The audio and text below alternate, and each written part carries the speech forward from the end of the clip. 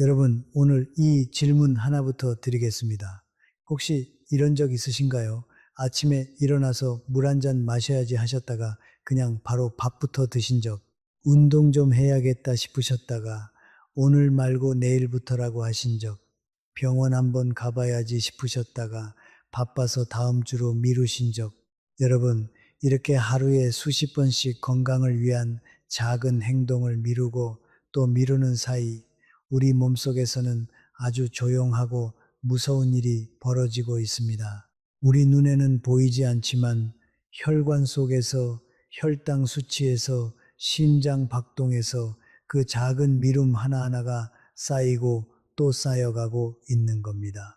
연세대 세브란스 병원 연구팀이 발표한 자료에 따르면 우리나라 60살 이상 어르신의 68%가량이 건강 관련 생활 습관을 실천하려다 매일 미루는 경험을 하고 있다고 합니다. 그런데 더 충격적인 것은요, 그 미rum이 단순히 습관 하나를 놓치는 것이 아니라 우리 몸 전체의 염증 수치를 높이고 혈관 탄성을 낮추고 뇌 기능을 서서히 떨어뜨리는 과정으로 이어진다는 것입니다. 오늘 우리는 그 진실을 하나하나 짚어드릴 것입니다. 우리가 매일 미루는 그 작은 행동들이 어떻게 우리 몸을 무너뜨리는지, 그리고 어떻게 하면 오늘부터 바꿀 수 있는지 총 12가지 이야기를 함께 나눠보겠습니다. 우리 세대는 참 열심히 살아온 분들입니다. 젊은 시절에는 가족을 위해, 자식을 위해 자기 몸 챙길 겨를 없이 달려오셨죠. 그런데 이제 그 몸이 조금씩 말을 하기 시작합니다. 무릎이 시큰거리고 아침에 일어나면 몸이 무겁고 밥맛도 예전 같지 않고 이게 나이 들면 당연한 일이라고요. 천만에요. 오늘 그 오해도 함께 풀어드리겠습니다. 여러분, 우리 몸은 우리가 생각하는 것보다 훨씬 더 잘 회복합니다. 오늘 당장 작은 것 하나를 바꾸면 일주일 안에 몸이 반응하기 시작합니다. 한 달이 지나면 혈압 수치가 달라지고 혈당이 안정되고 아침에 일어나는 것이 덜 무거워집니다. 거짓말이 아닙니다. 우리가 직접 경험하신 분들이 수도 없이 많습니다. 자, 그 이야기를 지금부터 시작하겠습니다. 첫 번째 이야기입니다. 아침 물 한 잔 왜 그렇게 미루시나요? 많은 분들이 아시죠? 아침에 일어나면 물 한 잔 마시는 게 좋다고. 그런데 실제로 드시는 분이 얼마나 되실까요? 연세대 세브란스 병원 내과 연구팀 자료를 보면 60살 이상 어르신 중 아침 공복에 규칙적으로 물을 마시는 분은 10명 중 3명 정도에 불과하다고 합니다. 그 나머지 7분은 알면서도 안 하시거나 아예 모르시거나 둘 중 하나입니다. 왜 이게 문제가 될까요? 우리가 잠을 자는 8시간 동안 우리 몸은 물 한 방울도 못 마십니다. 이 시간 동안 우리 혈액은 서서히 진해지기 시작합니다. 쉽게 말씀드리면 물이 줄어드니까 피가 걸쭉해지는 겁니다. 걸쭉한 피는 혈관 속을 느리게 흐르고요. 그러면 혈전에가 피떡이 생길 위험이 높아집니다. 아침에 뇌졸중이 가장 많이 발생하는 시간이 새벽 6시에서 9시 사이인 이유가 바로 여기에 있습니다. 우리가 잠에서 깨어나는 그 순간이 사실 혈관이 가장 취약한 때입니다. 혈액이 진하고 혈압은 갑자기 올라가고 심장이 몸을 깨우느라 갑자기 일하기 시작하는 바로 그 순간 뇌혈관이 버텨줘야 하는 겁니다. 그런데도 우리는 물 한 잔을 미룹니다. 귀찮아서, 아직 배가 안 고파서, 커피 먼저 한 잔 해야 할 것 같아서 그렇게 하루 이틀 미루다 보면 우리 혈관은 매일 아침 그 위험한 시간을 맨몸으로 버텨야 합니다. 일주일이면 7번, 한 달이면 30번, 1년이면 360번 이상 우리 혈관은 그 스트레스를 고스란히 받아왔습니다. 50년 넘게 쌓인 혈관 스트레스가 결국 어느 날 갑자기 터져 나오는 게 뇌졸중이고 심근경색입니다. 한순간에 생기는 병이 아닙니다. 수백 번, 수천 번 쌓인 그 미움의 결과입니다. 실천은 정말 간단합니다. 자기 전에 침대 옆 탁자에 물 한 컵을 미리 따라 놓으세요. 눈 뜨는 순간 생각하기 전에 그 물을 마시는 겁니다. 온도는 미지근한 것이 좋습니다. 찬 물은 아침에 위장을 자극할 수 있으니까요. 양은 종이컵으로 한 컵 반에서 두 컵이면 충분합니다. 이것만으로도 아침 혈액 점도가 낮아지고 혈전 위험이 크게 줄어든다는 것이 여러 연구에서 확인되었습니다. 인천에 사시는 69살 한영자 어르신 이야기를 드릴게요. 10년 넘게 고혈압 약을 드시면서도 아침에 물 마시는 건 귀찮아서 늘 미루셨답니다. 그런데 어느 날 새벽에 갑자기 오른쪽 팔에 힘이 빠지고 말이 어눌해지는 증상이 왔어요. 다행히 가족이 바로 옆에 있어서 응급실로 가셨는데 일과성 뇌허혈 발작이라는 진단을 받으셨습니다. 쉽게 말하면 뇌졸중 직전 경보 신호였던 거죠. 담당 의사가 하신 말씀이 새벽에 혈액이 진해져 있었고 거기에 갑작스러운 혈압 상승이 겹쳐서 그런 증상이 왔을 가능성이 크다고 하셨답니다. 아침 수분 공급이 얼마나 중요한지 다시 한번 강조하셨다고요. 지금 한영자 어르신은 매일 아침 눈을 뜨자마자 가장 먼저 하는 일이 물 한 잔 마시는 것이라고 하십니다. 그 습관 하나를 바꾼 후로 혈압도 조금 안정됐고 아침에 일어날 때 머리가 덜 무거우시다고요. 여러분도 오늘 저녁 자기 전에 물 한 컵 따라 놓으세요. 그게 우리 혈관을 지키는 첫 번째 실천입니다. 두 번째 이야기입니다. 식후 바로 눕는 습관. 우리 위는 얼마나 힘들까요? 밥 먹고 나서 잠깐 눕고 싶은 마음, 이거 정말 이해합니다.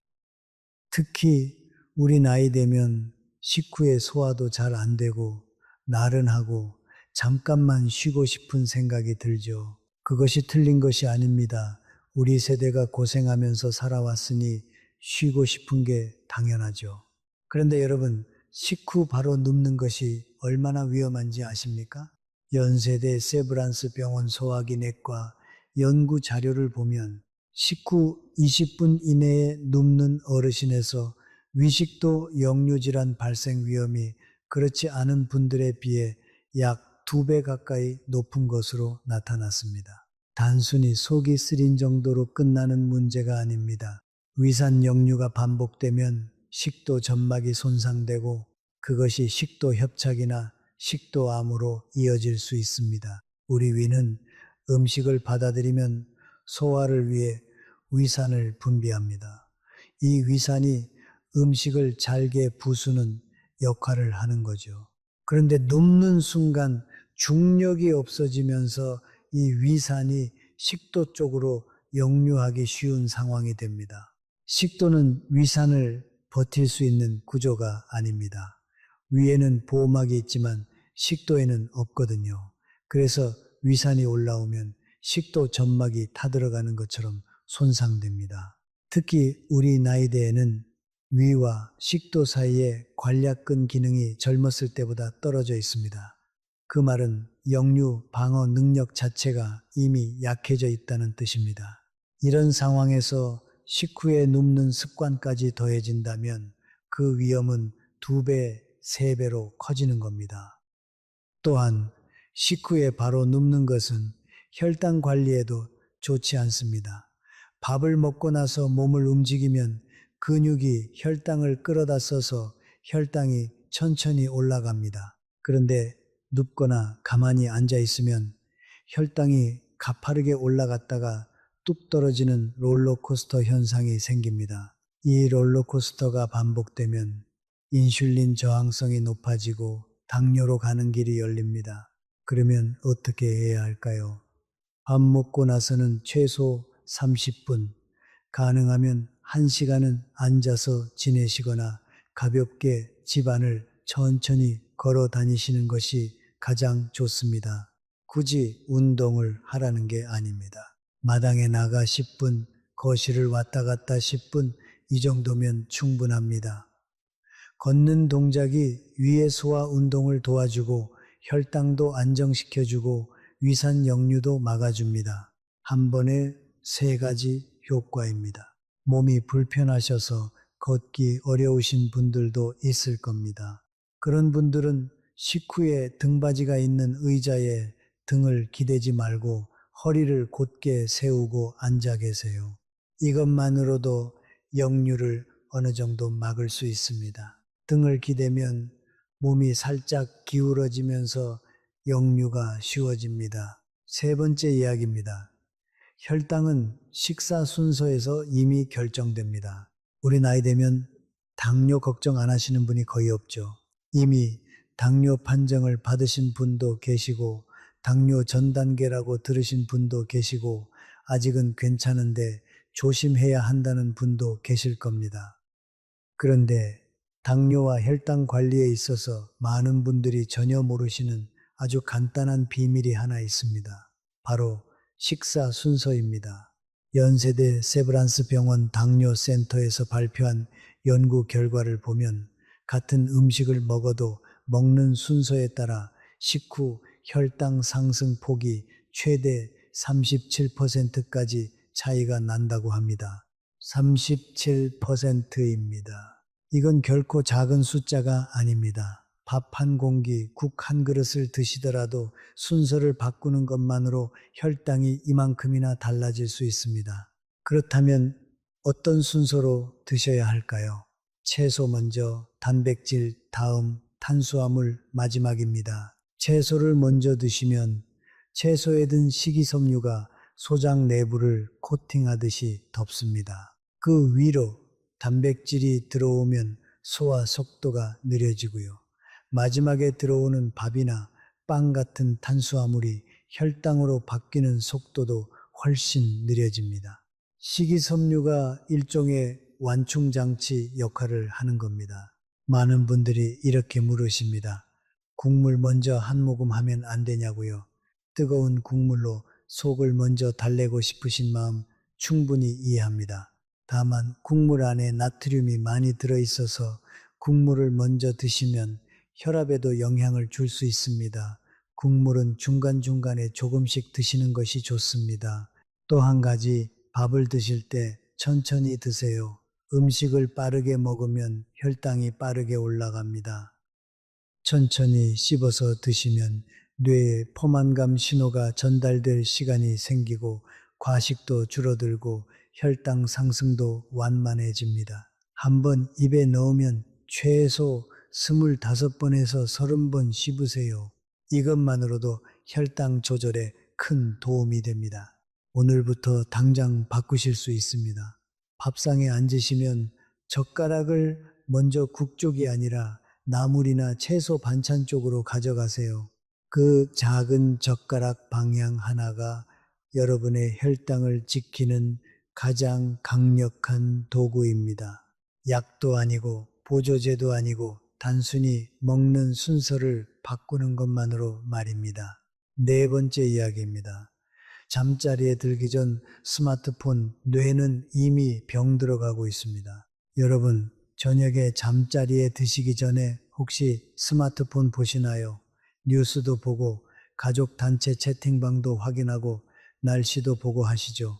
그런데 그 습관이 우리 뇌를 얼마나 힘들게 하는지 아시면 오늘 밤부터 바로 내려놓고 싶으실 겁니다. 스마트폰 화면에서 나오는 청색 파장, 이것이 우리 뇌에서 멜라토닌이라는 수면 호르몬 분비를 억제합니다. 멜라토닌은 쉽게 말씀드리면 뇌가 이제 잘 시간이야 하고 신호를 보내는 물질입니다. 그런데 청색 파장이 들어오면 뇌가 아직 낮이구나 하고 착각을 합니다. 그래서 잠이 들지 않는 거예요. 이게 왜 무서운 걸까요? 우리가 자는 동안 뇌는 낮 동안 쌓인 노폐물을 청소합니다. 이 노폐물 청소가 잘 안 되면 뇌에 베타 아밀로이드라는 단백질이 쌓입니다. 이 단백질이 치매, 특히 알츠하이머병과 깊은 관련이 있다는 것이 연세대 세브란스 병원 신경과 연구팀을 포함한 수많은 연구에서 확인되었습니다. 잠을 제대로 못 자면 뇌에 독소가 쌓이는 겁니다. 우리 나이에 수면 장애를 가지고 계신 분들이 정말 많습니다. 잠들기 어렵고 자다가 깨고 새벽에 일찍 눈이 떠지고 이것이 단순히 나이 들면 생기는 현상이라고만 생각하지 마세요. 수면 부족이 장기화되면 낮에 집중력이 떨어지고 기억력이 나빠지고 감정 조절이 힘들어집니다. 당뇨와 고혈압도 악화됩니다. 수면은 우리 몸 전체를 수리하는 시간입니다. 그 시간을 뺏기면 몸 전체가 망가집니다. 잠들기 최소 1시간 전부터는 스마트폰을 내려놓으세요. 잠자리에 드신다면 스마트폰은 침대에서 최소 2걸음 이상 떨어진 곳에 두세요. 그 자리에 대신 따뜻한 물 한 잔이나 가벼운 책 한 권을 놓아두세요. 처음 며칠은 어색하실 수 있습니다. 그런데 일주일만 지나면 잠의 질이 달라지신다는 것을 직접 느끼실 겁니다. 또한 취침 1~2시간 전에 따뜻한 물로 족욕을 하시면 혈액이 발 쪽으로 이동하면서 뇌가 편안해지고 잠이 잘 옵니다. 족욕물 온도는 약 40도 정도가 적당하고 15분에서 20분 정도면 충분합니다. 다리가 따뜻해지면 전신이 이완되고 자연스럽게 수면에 들어가기 쉬워집니다. 5번째 이야기입니다. 소금. 우리는 매일 권장량의 2배를 먹고 있습니다. 우리 나이 세대는 짠 음식이 익숙합니다. 젓갈, 된장, 간장, 김치 이런 발효식품들이 우리 밥상의 기본이었으니까요. 전혀 잘못된 것이 아닙니다. 발효식품이 주는 건강 이점도 분명히 있습니다. 다만 우리가 먹는 소금의 양이 너무 많다는 것이 문제입니다. 세계보건기구에서 권장하는 하루 소금 섭취량은 5g입니다.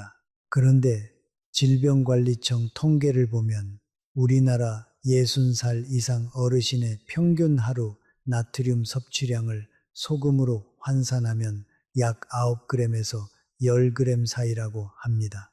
권장량의 거의 2배입니다. 소금을 많이 먹으면 어떻게 될까요?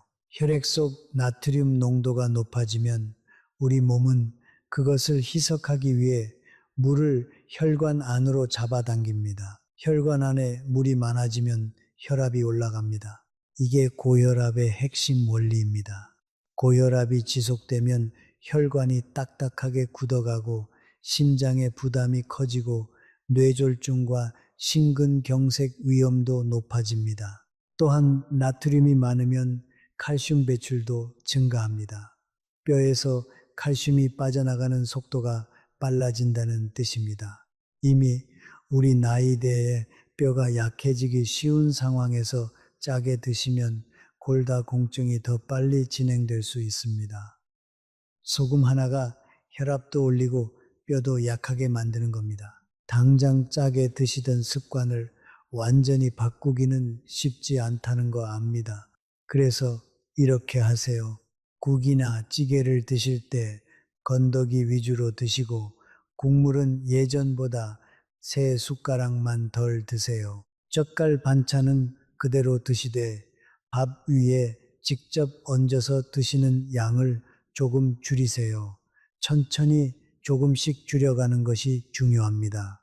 미각은 시간이 지나면서 조금 싱거운 맛에도 적응합니다. 한 달만 지나면 예전보다 덜 짠 음식도 충분히 맛있게 느껴지실 겁니다. 싱거운 게 맛이 없다고 느끼신다면 참기름이나 들기름을 조금 넣거나 마늘이나 생강, 파 같은 향신채를 활용하세요. 소금을 줄이고도 충분히 맛있는 음식을 만들 수 있습니다. 우리 전통 음식의 지혜 속에 이미 그 방법이 담겨 있습니다. 6번째 이야기입니다. 하루 30분 걷기. 정말 그렇게 어려운 일인가요? 운동 얘기가 나오면 많은 분들이 손부터 내저으십니다. 무릎이 안 좋아서, 허리가 아파서, 몸이 무거워서, 나이가 많아서. 그런데 오늘 제가 드리는 이야기는 헬스장 가라는 것도, 달리기 하라는 것도, 무거운 걸 들라는 것도 아닙니다. 그냥 걸으세요. 하루 30분. 연세대 세브란스 병원에서 진행한 연구에서 하루 30분씩 일주일에 닷새 이상 걷는 어르신들은 그렇지 않은 어르신들에 비해 심혈관 질환 사망 위험이 약 35% 낮았습니다. 당뇨 발생 위험은 약 30% 낮았고요. 치매 발생 위험도 약 25% 낮았습니다. 걷기 하나로 심장, 혈당, 뇌 모두를 지킬 수 있다는 겁니다. 걷는 것이 무릎에 부담이 된다고 생각하시는 분들도 계실 겁니다. 그런데 적당한 걷기는 오히려 무릎 주변 근육을 강화해서 무릎 관절을 보호해 줍니다. 아예 안 움직이는 것이 오히려 무릎 건강을 더 빨리 나쁘게 만듭니다. 물론 통증이 심하신 분들은 반드시 담당 의사와 상담 후 운동 강도를 정하셔야 합니다. 걷기가 어려우신 분들은 집안에서 제자리 걷기를 하셔도 됩니다. TV 보시면서 광고 시간에 제자리 걷기, 이것도 훌륭한 운동입니다. 중요한 것은 매일 꾸준히 조금이라도 몸을 움직이는 것입니다. 걸을 때는 등을 곧게 펴고 팔을 가볍게 흔들면서 발 뒤꿈치부터 땅에 닿게 걸으세요. 신발은 발에 잘 맞고 밑창이 푹신한 것을 신으세요. 무릎과 발목에 충격을 줄여줍니다. 처음에는 10분씩 시작하셔서 일주일에 5분씩 늘려가세요. 아무리 천천히 시작해도 좋습니다. 중요한 것은 오늘 시작하는 것입니다. 7번째 이야기입니다. 체중계를 언제 보셨나요? 숫자가 두렵지 않으신가요? 많은 분들이 체중계에 올라가는 것을 피하십니다. 올라갔다가 숫자가 나쁘면 기분이 나빠서 어차피 알고 있으니까 지금 봤자 뭐가 달라지겠냐는 생각에. 그런데 우리 몸, 특히 복부 지방이 얼마나 쌓여 있느냐는 단순히 외모의 문제가 아닙니다. 복부 지방, 특히 내장 지방은 우리 몸 안에서 염증 물질을 계속해서 내보냅니다. 염증이라고 하면 다치거나 세균이 들어왔을 때 생기는 것이라고만 생각하기 쉽지만 내장 지방에서 나오는 만성염증은 그것과는 다릅니다. 조용하고 느리지만 끊임없이 우리 혈관을, 우리 심장을, 우리 뇌를 갉아먹는 방식으로 작용합니다. 연세대 세브란스 병원 내분비내과 연구팀 자료에 따르면 복부 비만이 있는 어르신들에서 당뇨 발생 위험이 복부 비만이 없는 분들에 비해 약 3배 가까이 높은 것으로 나타났습니다. 또한 심근경색 발생 위험도 약 2배에 달했고요. 복부 비만 기준은 아주 간단합니다. 허리둘레를 재서 남자분들은 90cm 이상, 여자분들은 85cm 이상이면 복부 비만으로 봅니다. 줄자 하나면 바로 확인할 수 있습니다. 지금 당장 재 보시겠어요? 만약 기준을 넘으셨다면 오늘부터 앞서 말씀드린 것들 아침 물 한 잔, 식사 순서, 식후 걷기를 시작하시는 것이 가장 먼저입니다. 다이어트 식품이나 보조제보다 이 기본 3가지가 훨씬 강력합니다. 복부 지방을 줄이는 데 있어서 식이 조절이 운동보다 약 3배 더 효과적이라는 연구가 있습니다. 물론 둘 다 하는 것이 가장 좋지만 우선순위를 따진다면 먹는 것부터 바꾸는 것이 중요합니다. 특히 밀가루 음식과 설탕이 든 음식을 줄이는 것, 그리고 야식을 끊는 것이 복부 지방 감소에 가장 크게 기여합니다. 8번째 이야기입니다. 우리 뼈는 지금 이 순간에도 녹고 있습니다. 골다공증이라는 말 들어보신 분들 많으시죠? 뼈에 구멍이 뚫리듯이 칼슘이 빠져나가 뼈가 약해지는 질환입니다. 그런데 이 골다공증 증상이 전혀 없습니다. 뼈가 굉장히 약해져도 일상생활에서는 잘 모릅니다. 그러다가 넘어지는 순간 혹은 기침 한번 심하게 하는 순간 뼈가 부러집니다. 질병관리청 통계에 따르면 우리나라 65살 이상 여성의 약 3분의 1이 골다공증을 가지고 있다고 합니다. 남성도 약 8명 중 1명꼴입니다.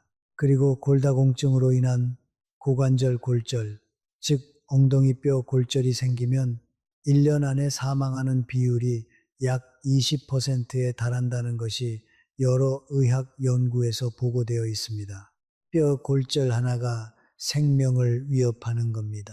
칼슘을 섭취하는 것도 중요하지만 칼슘이 뼈에 제대로 쌓이려면 비타민 D가 반드시 필요합니다. 그리고 비타민 D는 햇빛을 받아야 몸에서 만들어집니다. 하루에 팔다리를 드러내고 20분에서 30분 정도 햇빛을 받는 것이 좋습니다.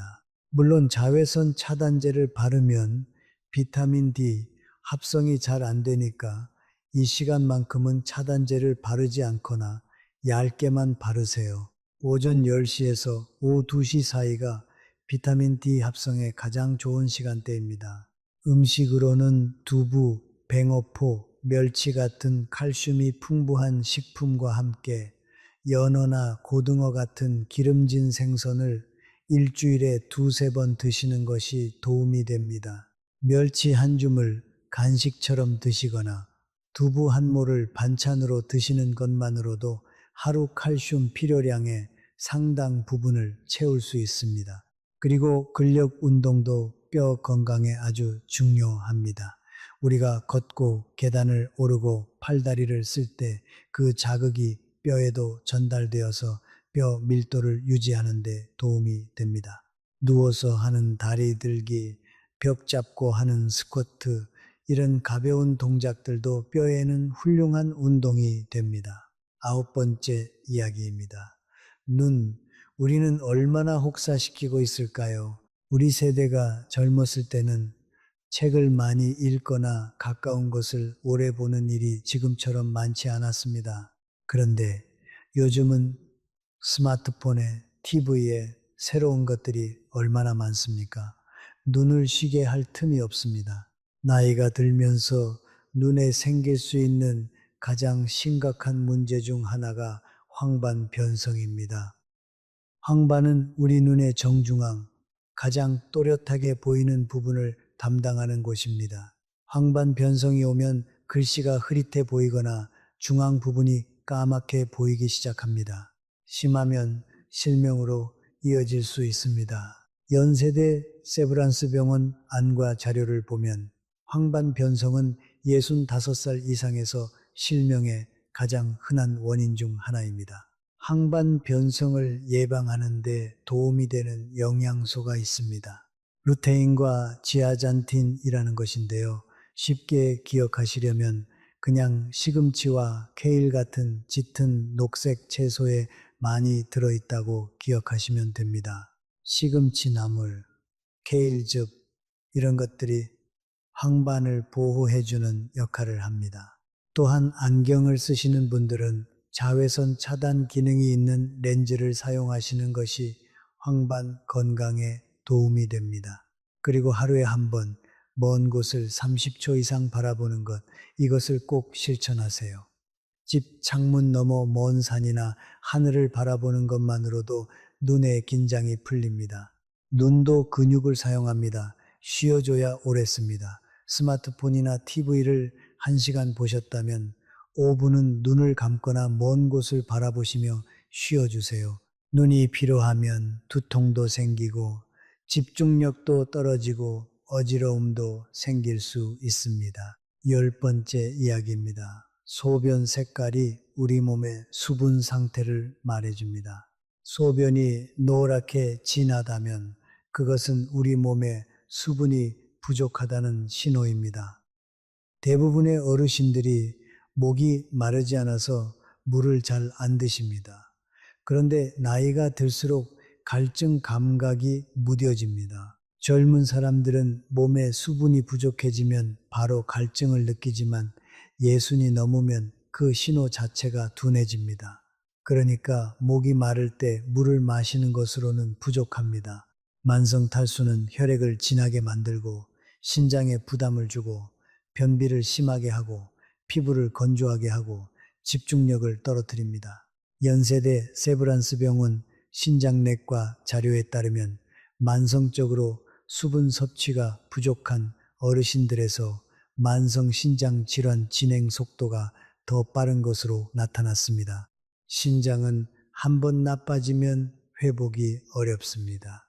지금부터 지켜야 합니다. 하루에 물 몇 잔을 마셔야 하는지 정확한 숫자보다는 소변 색깔로 확인하시는 것이 더 실용적입니다. 소변이 아주 연한 노란색이거나 거의 투명에 가깝다면 수분이 충분하다는 뜻입니다. 진한 노란색이거나 오렌지빛이 돈다면 물을 더 마셔야 합니다. 이것을 생활 속 건강 지표로 활용하세요. 물을 한꺼번에 많이 마시는 것은 좋지 않습니다. 한 번에 종이컵 한두 컵씩 하루에 6번에서 8번으로 나눠 마시는 것이 신장에 부담을 주지 않는 방식입니다. 식전 30분과 식후 1시간은 피해 주세요. 소화액이 희석될 수 있습니다. 심장질환이 있으셔서 수분 섭취 제한을 받고 계신 분들은 반드시 담당 의사 선생님과 상담 후 수분 섭취량을 정하셔야 합니다. 이것은 일반적인 건강인을 위한 이야기입니다. 11번째 이야기입니다. 입안 건강이 심장 건강입니다. 치아 건강과 심장 건강 전혀 관계 없을 것 같죠. 그런데 이 둘이 아주 밀접하게 연결되어 있다는 것이 많은 연구에서 확인되었습니다. 잇몸에 염증이 있으면 그 염증을 일으키는 세균이 혈액을 타고 온몸으로 이동할 수 있습니다. 이 세균이 혈관벽에 달라붙어 혈관 염증을 일으키고 동맥경화를 촉진하고 심근경색이나 뇌졸중의 위험을 높인다는 것이 연세대 세브란스 병원 순환기내과 연구팀을 포함한 여러 연구팀의 분석에서 드러났습니다. 잇몸 질환이 있는 분들에서 심혈관 질환 발생 위험이 그렇지 않은 분들에 비해 약 2배 가까이 높다는 보고도 있습니다.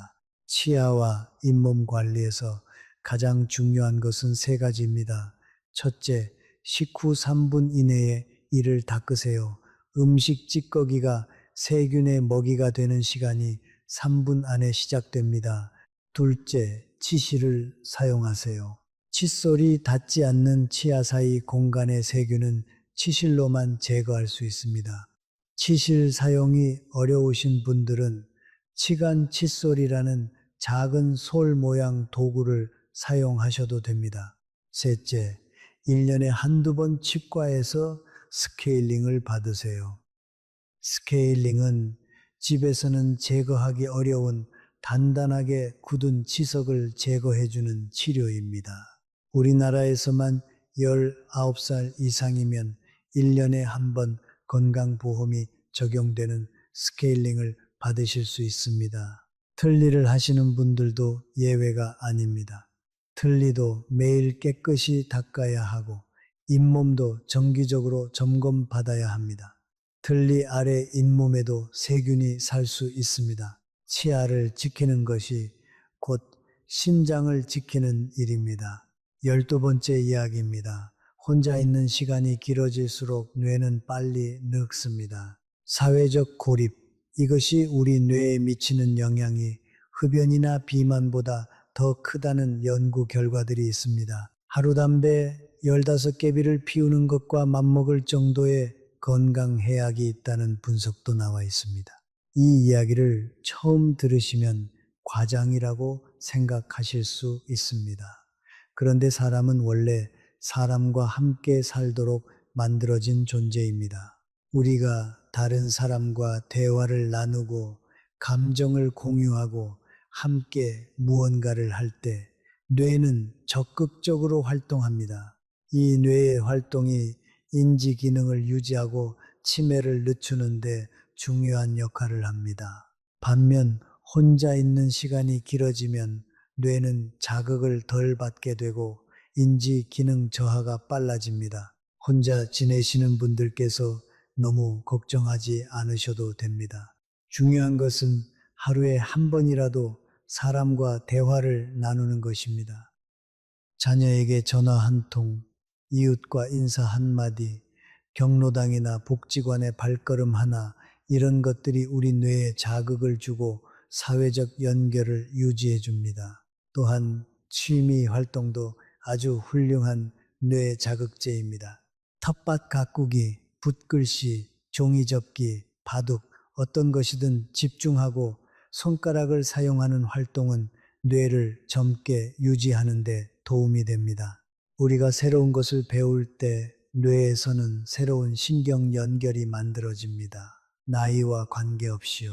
연세대 세브란스 병원 정신건강의학과 연구에서도 사회적 활동을 활발히 하는 어르신들에서 치매 발생 위험이 사회적 고립 상태의 어르신들에 비해 약 37% 낮은 것으로 나타났습니다. 사람과 어울리는 것, 이것이 치매 예방의 핵심 전략 중 하나입니다. 우리는 함께일 때 더 건강합니다. 우리가 건강해야 가족이 행복합니다. 혼자 계신 분들도 지금 당장 연락할 수 있는 사람 한 명만 떠올려 보세요. 그 사람에게 오늘 전화 한 통 드리세요. 그것이 여러분의 뇌를 건강하게 지키는 가장 쉬운 방법입니다. 자, 이제 오늘 12가지 이야기를 모두 드렸습니다. 처음에 드린 질문 기억하시나요? 여러분은 오늘 아침에 물 한 잔 마셨느냐는 것, 식후에 바로 누웠느냐는 것, 잠자리에서 스마트폰을 보셨느냐는 것, 이 작은 일들이 모이고 모여서 우리 몸의 건강을 만들기도 하고 무너뜨리기도 합니다. 우리 세대는 이미 너무 오래, 너무 많이 자기 자신을 뒤로 미루며 살아왔습니다. 자식 뒷바라지 하느라, 부모님 봉양하느라, 가게를 꾸리느라, 이제 남은 시간은 우리 자신을 위해 써야 합니다. 그것이 자식들에게도 손주들에게도 가장 큰 선물입니다. 건강한 우리가 있어야 가족이 웃습니다. 우리가 오래 건강해야 손주 결혼식에도 가고 증손주 얼굴도 봅니다. 그것이 우리 모두의 바람 아닙니까? 지금부터 오늘 말씀드린 12가지 중에서 딱 하나만 고르세요. 가장 쉬워 보이는 것, 당장 오늘부터 할 수 있는 것 하나. 아침 물 한 잔도 좋고, 밥 먹을 때 채소 먼저 드시는 것도 좋고, 잠자기 전에 스마트폰을 멀리 두는 것도 좋습니다. 딱 하나만 시작하세요. 그 하나가 일주일 후에 2개가 되고 한 달 후에 5개가 됩니다. 습관은 그렇게 쌓입니다. 거창한 결심이 아니라도 됩니다. 오늘 할 수 있는 그 작은 것 하나면 충분합니다. 여러분, 우리 세대가 젊었을 때를 한번 생각해 보세요. 새벽 일찍 일어나 들판에 나가거나 공장에서 밤새 일하거나 시장에서 짐을 이고 날랐죠. 그 시절에는 몸이 알아서 움직였습니다. 힘들어도 아파도 버텼습니다. 자식들 먹이려고, 부모님 봉양하려고 그렇게 달려왔습니다. 그런데 지금은 그 몸이 우리에게 청구서를 보내고 있습니다. 그때 제대로 쉬지 못했던 것, 제대로 먹지 못했던 것, 제때 병원을 가지 못했던 것, 이 모든 것이 이제 우리 몸 구석구석에서 조금씩 나타나고 있습니다. 무릎이 아프고, 허리가 뻐근하고, 혈압이 높고, 혈당이 불안정하고, 이것은 나이 탓이 아닙니다. 우리가 그동안 얼마나 힘들게 살아왔는지를 몸이 기억하고 있는 겁니다. 하지만 늦지 않았습니다. 오늘 이 시간부터 우리 몸을 돌보기 시작하면 몸은 반드시 반응합니다. 인체는 어떤 나이에도 회복력을 가지고 있습니다. 60이든 70이든 80이든 우리가 올바른 생활 습관을 시작하면 몸은 서서히 좋아지기 시작합니다. 오늘 우리가 나누는 이야기가 그 첫 번째 발걸음이 되기를 바랍니다. 이제 각각의 이야기를 좀 더 자세히 살펴보겠습니다. 첫 번째, 아침 물 한 잔에 대해 조금 더 이야기를 나눠볼게요. 우리가 자는 동안 몸에서는 계속해서 수분이 빠져나갑니다. 숨을 쉬는 것만으로도 땀으로도 몸을 유지하는 여러 과정에서도 수분이 소비됩니다. 8시간을 잔다고 가정하면 일어났을 때 이미 몸은 약 600에서 800ml의 수분이 부족한 상태입니다. 이 상태에서 우리가 가장 먼저 마셔야 할 것이 물입니다. 커피가 아니고 주스가 아니고 물입니다. 커피를 즐기시는 분들이 많은데요. 커피는 이뇨 작용이 있어서 오히려 수분을 더 배출시킵니다. 아침 첫 번째 음료로는 적합하지 않습니다. 물론 커피를 끊으라는 것이 아닙니다. 물 한 잔 마신 후에 커피를 드시면 됩니다. 이 순서 하나만 바꿔도 됩니다. 아침에 일어나면 이가 시리거나 위가 차가운 것을 싫어하시는 분들은 미지근한 물을 드세요. 찬물은 위를 자극하고 혈관을 갑자기 수축시킬 수 있어서 좋지 않습니다. 체온과 비슷하거나 조금 더 따뜻한 물, 35도에서 40도 정도가 아침 공복에 가장 이상적입니다. 물에 레몬즙 한두 방울을 짜 넣어 드시는 분들도 계신데요. 레몬이 들어간 물은 위산 분비를 자극해서 소화 준비를 도와주기도 합니다. 다만 역류성 식도염이 있으신 분들은 산성이 자극이 될 수 있으니 주의하세요. 두 번째, 식후 걷기에 대해 조금 더 말씀드리겠습니다. 식후에 무릎이 아파서 못 걷는다고 하시는 분들이 많습니다. 그런 분들을 위한 대안이 있습니다. 식후에 앉아서 발목을 돌리는 동작, 발을 위아래로 올렸다 내렸다 하는 동작, 이것만으로도 하체 혈액순환이 좋아지고 혈당 관리에 도움이 됩니다. 다리 근육이 혈당을 쓰는 큰 소비자이기 때문에 앉아서라도 다리 근육을 사용하면 혈당 상승을 줄일 수 있습니다. 또 한 가지, 식후에 설거지를 하시는 분들은 그것도 훌륭한 식후 활동이 됩니다. 서서 몸을 쓰는 것만으로도 누워 있는 것보다 훨씬 낫습니다. 요리를 하시거나 청소를 조금 하시거나 화분에 물을 주시거나 이런 활동 모두가 식후 혈당 조절에 도움이 됩니다. 중요한 것은 30분 동안 눕지 않는 것입니다. 세 번째, 식사 순서에 대해 조금 더 이야기해 볼게요. 채소를 먼저 먹는 것이 쉽지 않다고 하시는 분들이 있습니다. 우리 입맛은 국물 먼저, 밥 먼저, 이런 순서에 익숙해져 있으니까요. 처음에는 조금 어색할 수 있습니다. 그래서 이런 방법을 써보세요. 식사를 시작하기 전에 나물이나 채소 반찬을 3숟가락 먼저 먹는다는 규칙을 정하세요. 딱 3숟가락입니다. 그 다음에는 평소대로 드셔도 됩니다. 이렇게 하면 어떻게 될까요? 3숟가락 먼저 먹는 동안 위장이 준비를 하고 식이섬유가 위장 내부를 어느 정도 코팅하기 시작합니다. 그것만으로도 이후에 드시는 밥의 혈당 상승 속도가 느려집니다. 완벽하지 않아도 됩니다. 완벽한 것보다 꾸준한 것이 훨씬 중요합니다. 네 번째, 수면과 스마트폰에 대해 조금 더 말씀드리겠습니다. 스마트폰을 자기 전에 내려놓기 어렵다고 하시는 분들이 많습니다. 가족 단체방에 메시지가 오면 확인해야 할 것 같고, 뉴스가 궁금하고, 유튜브 하나만 더 보고 싶고, 그 마음을 압니다. 그런데 이렇게 생각해 보세요. 밤 10시 이후의 뉴스, 내일 아침에 봐도 세상이 달라지지 않습니다. 가족 단체방 메시지, 긴급한 것이면 전화가 올 겁니다. 유튜브는 내일도 그 자리에 있습니다. 그런데 우리 뇌는 지금 이 순간이 밤이라는 것을 모릅니다. 화면에서 나오는 빛 때문에 뇌는 그 빛을 보면서 아직 낮이구나, 아직 일해야 하는 시간이구나 하고 착각합니다. 그래서 수면 호르몬이 나오지 않습니다. 그 결과가 잠 못 드는 밤, 새벽에 자꾸 깨는 것, 아침에 일어나도 개운하지 않은 것입니다. 스마트폰 대신 무엇을 하시면 좋을까요? 잠자리에 들기 전에 따뜻한 물에 발을 담그거나 조용한 음악을 들으시거나 가벼운 책을 읽으세요. 이런 활동들은 뇌를 이완시키고 잠이 잘 오게 도와줍니다. 또한 잠자리 온도는 약 16도에서 20도 사이가 수면에 가장 좋습니다.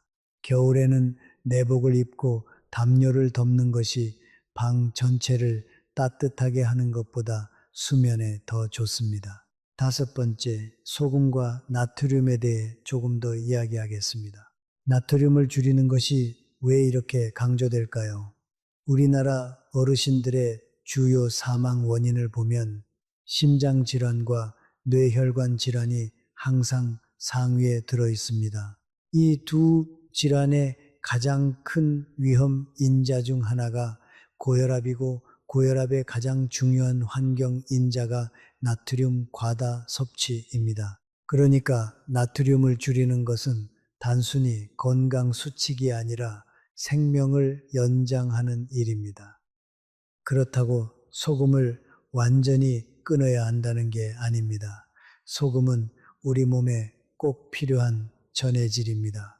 문제는 우리가 너무 많이 먹는다는 것이죠. 된장찌개 한 그릇에 들어있는 나트륨이 이미 하루 권장량의 절반 정도 됩니다. 거기에 김치, 젓갈, 간장을 더하면 이미 하루 권장량을 넘어서는 겁니다.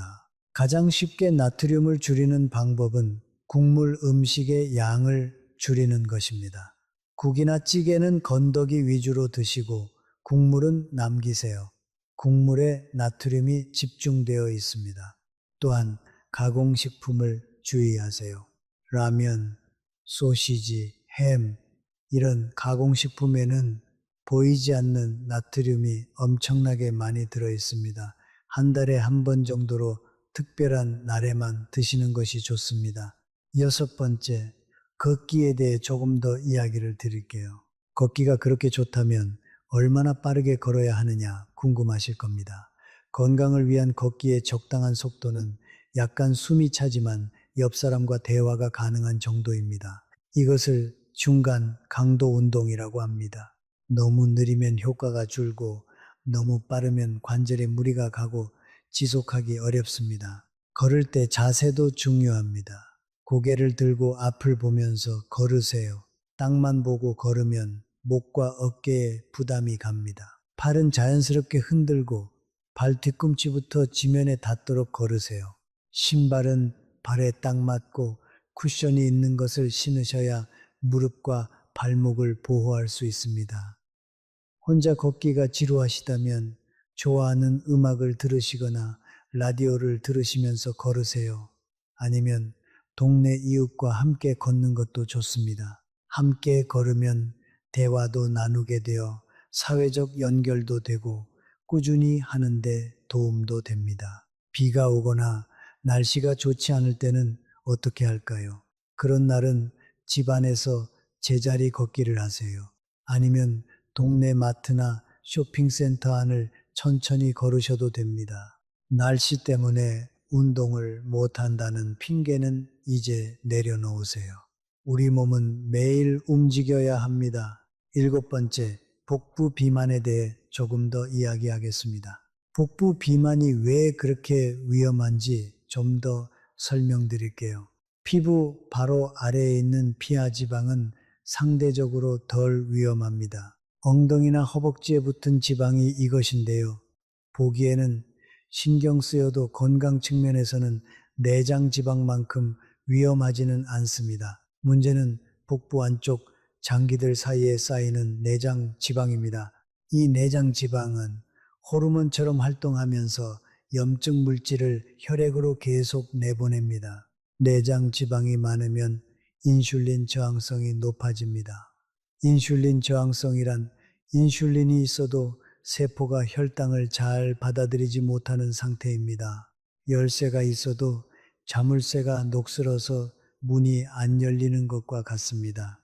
이 상태가 지속되면 췌장이 더 많은 인슐린을 만들려고 혹사당하고 결국 당뇨로 이어집니다. 내장 지방을 줄이는데 가장 효과적인 것은 유산소 운동입니다. 우리가 이야기한 걷기가 바로 유산소 운동입니다. 하루 30분, 일주일에 5번, 이것을 석 달만 꾸준히 하면 내장 지방이 눈에 띄게 줄어드는 것을 직접 느끼실 수 있습니다. 허리벨트가 조금 느슨해지거나 혈압이 조금 내려가거나 혈당이 조금 안정되는 것으로 확인할 수 있을 겁니다. 8번째, 뼈 건강에 대해 조금 더 이야기해 볼게요. 우리가 나이 들면서 뼈 건강을 지키는데 가장 중요한 2가지가 있습니다. 하나는 칼슘이고 하나는 비타민 D입니다. 그런데 이 2가지의 관계를 많은 분들이 잘 모르십니다. 칼슘을 아무리 많이 먹어도 비타민 D가 없으면 장에서 칼슘이 흡수되지 않습니다. 비타민 D는 음식으로도 섭취할 수 있지만 가장 중요한 공급원은 햇빛입니다.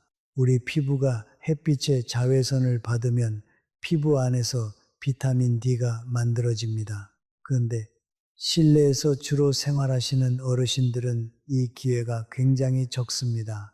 특히 겨울에는 더욱 그렇죠. 그래서 질병관리청에서도 우리나라 어르신들의 비타민 D 부족이 심각한 수준이라고 발표하고 있습니다.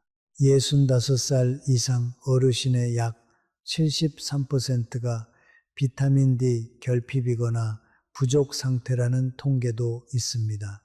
비타민 D가 부족하면 뼈가 약해지는 것은 물론이고 면역력도 떨어지고 우울감도 심해질 수 있습니다. 비타민 D를 보충하는 방법은 3가지입니다. 첫째, 앞서 말씀드린 것처럼 하루 20분에서 30분 햇빛을 받는 것. 둘째, 연어, 고등어, 참치 같은 기름진 생선을 일주일에 2~3번 드시는 것. 셋째, 비타민 D 보충제를 드시는 것. 보충제는 일반적으로 하루 800에서 1000국제 단위 정도를 드시면 됩니다. 하지만 이것도 담당 의사 선생님과 상담 후 결정하시는 것이 가장 안전합니다. 또한 뼈 건강을 위해 낙상 예방도 아주 중요합니다. 골다공증이 있으신 분들은 조금 넘어져도 뼈가 부러질 수 있습니다. 집안에서 미끄러지지 않도록 화장실에 미끄럼 방지 매트를 깔고 침대에서 내려올 때는 급하게 일어나지 말고 천천히 옆으로 몸을 돌린 후 앉아서 일어나세요. 갑자기 일어나면 혈압이 내려가 어지러움이 생길 수 있습니다. 이것을 기립성 저혈압이라고 합니다. 9번째, 눈 건강에 대해 조금 더 살펴볼게요. 나이가 들면서 눈에 생기는 변화 중 가장 흔한 것이 노안입니다. 가까운 것이 잘 안 보이는 것인데요. 이것은 자연스러운 노화 과정입니다. 하지만 황반 변성이나 녹내장 같은 질환은 조기에 발견하고 치료받으면 진행을 늦출 수 있습니다. 그렇기 때문에 눈이 불편하지 않아도 1년에 한 번은 안과에 가셔서 눈 건강을 확인받으시는 것을 추천드립니다. 눈 건강에 도움이 되는 영양소로 아연도 빼놓을 수 없습니다. 아연은 황반에 있는 색소를 유지하는 데 필요합니다. 굴, 쇠고기, 호박씨, 캐슈너트 같은 식품에 아연이 풍부합니다. 이런 식품들을 식단에 포함시키는 것이 눈 건강을 지키는 데 도움이 됩니다. 또 한 가지, 안구 건조증이 있으신 분들이 많은데요. 이것도 그냥 두시면 안 됩니다. 눈물이 부족하면 눈 표면이 손상될 수 있고 시력에도 영향을 줄 수 있습니다. 인공 눈물을 사용하시거나 안과에서 치료를 받으세요. 집에서 간단히 하실 수 있는 것으로는 눈을 자주 깜빡이는 것입니다. 우리가 화면을 볼 때는 눈을 덜 깜빡이게 됩니다. 의식적으로 자주 깜빡여 주세요. 10번째, 수분과 신장에 대해 조금 더 이야기해 볼게요. 신장은 우리 몸의 정수기와 같습니다. 하루에 약 200리터의 혈액을 걸러서 노폐물을 소변으로 내보냅니다. 이 심장이 제대로 일하려면 충분한 수분이 필요합니다. 수분이 부족하면 신장이 더 적은 양의 소변을 만들어야 하는데 이때 노폐물이 농축되어 신장에 더 큰 부담이 됩니다. 장기적으로 이런 상황이 반복되면 심장 기능이 서서히 떨어질 수 있습니다. 또한 수분이 부족하면 변비도 심해집니다. 장 안에서 물이 부족하면 변이 딱딱해지고 배변이 힘들어집니다. 변비를 해결하려고 약을 드시기 전에 먼저 수분 섭취를 늘려보세요. 물을 충분히 마시면서 채소도 많이 드시면 많은 분들의 변비가 자연스럽게 해결됩니다. 신장 기능이 좋지 않으신 분들은 오히려 수분 섭취를 제한해야 하는 경우도 있습니다. 이런 분들은 반드시 담당 의사 선생님의 지시에 따라 수분 섭취량을 조절하셔야 합니다. 이 내용은 일반적인 건강인을 위한 이야기입니다. 11번째, 구강 건강에 대해 조금 더 이야기하겠습니다. 우리 세대는 어릴 때 치과를 자주 가지 않으셨습니다. 치과가 무섭기도 하고 돈도 들고 아파도 참는 것이 미덕이던 시절에 살아오셨으니까요. 그 결과 지금 많은 분들이 치아 문제를 가지고 계십니다. 치아가 없는 부분이 있거나 흔들리는 치아가 있거나 잇몸이 자주 붓거나 피가 나거나 이런 치아 문제들이 단순히 씹는 것이 불편한 수준의 문제가 아닙니다. 씹는 기능이 떨어지면 음식을 고르게 섭취하기 어려워집니다. 딱딱한 채소를 잘 씹지 못하게 되고 고기를 먹기 어려워지고 결국 부드러운 음식 위주로만 드시게 됩니다. 그러면 영양 불균형이 생기고 단백질 섭취가 부족해져 근육이 줄어들고 면역력이 떨어집니다. 치아를 지키는 것이 영양을 지키는 것이고 영양을 지키는 것이 면역력을 지키는 것이고 그것이 결국 수명을 지키는 것입니다. 이 연결고리가 이제 이해가 되시죠? 치과가 무서우신 분들, 이제 무서운 치료보다 예방을 선택하세요. 정기적으로 스케일링을 받으시면 큰 치료를 받을 일이 줄어듭니다. 작은 충치는 초기에 발견하면 간단히 치료됩니다. 키워서 신경치료를 받게 되면 그게 훨씬 더 아프고 비용도 더 많이 듭니다. 12번째, 사회적 관계에 대해 더 이야기해 볼게요. 우리 세대는 가족을 중심으로 살아왔습니다. 자식들이 집을 떠나고 배우자를 먼저 보내신 분들도 계시고 친구들이 하나둘 세상을 떠나면서 주변이 조용해지는 것을 느끼고 계신 분들이 많습니다. 이 외로움은 단순히 감정적인 문제가 아닙니다. 실제로 신체 건강에 영향을 줍니다. 외로움을 많이 느끼는 분들에서는 코르티솔이라는 스트레스 호르몬이 높은 경향이 있습니다. 이 호르몬이 만성적으로 높으면 혈압이 올라가고 혈당이 불안정해지고 면역력이 떨어집니다. 또한 수면의 질도 나빠집니다. 외로움이 혈압약 한 알보다 더 건강에 나쁜 영향을 줄 수 있다는 연구 결과가 있는 것도 이 때문입니다. 그렇다면 어떻게 이 외로움을 해결할 수 있을까요? 방법을 찾으려면 먼저 자신의 상황을 인정하는 것이 중요합니다. 외롭다는 것을 부끄럽게 생각하지 마세요. 우리 중 많은 분들이 같은 상황에 있습니다. 이 영상을 보고 계신 분들 중에도 오늘 혼자 드신 분이 계실 겁니다. 혼자 주무신 분도 계실 거고요. 그것이 부끄러운 일이 아닙니다. 우리 사회가 그렇게 변해왔고 우리 세대가 그 변화 속에 있는 겁니다. 중요한 것은 작은 연결이라도 만들어 가는 것입니다. 경로당에 가기 싫으신 분들, 처음에는 누구나 어색합니다. 하지만 두 번, 세 번 가다 보면 얼굴이 익고 말이 트이고 함께 밥을 먹게 됩니다. 복지관에서 하는 프로그램에 등록해 보세요. 그림 그리기, 노래교실, 체조교실, 이런 것들이 단순히 배움의 장이 아니라 사람을 만나는 통로입니다. 손자, 손녀들과 통화를 자주 하시는 것도 좋습니다. 아이들의 목소리를 듣는 것, 아이들에게 무언가를 이야기해 주는 것, 이것이 우리 뇌를 살아있게 만들어 줍니다.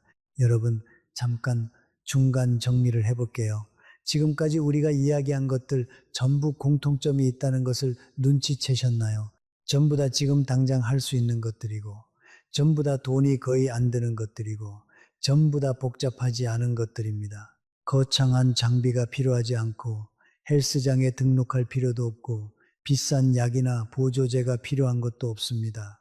우리가 늘 건강을 위해 무언가 대단한 것을 해야 한다고 생각합니다. 그런데 실제로 우리 몸이 필요로 하는 것은 그렇게 대단한 것이 아닙니다.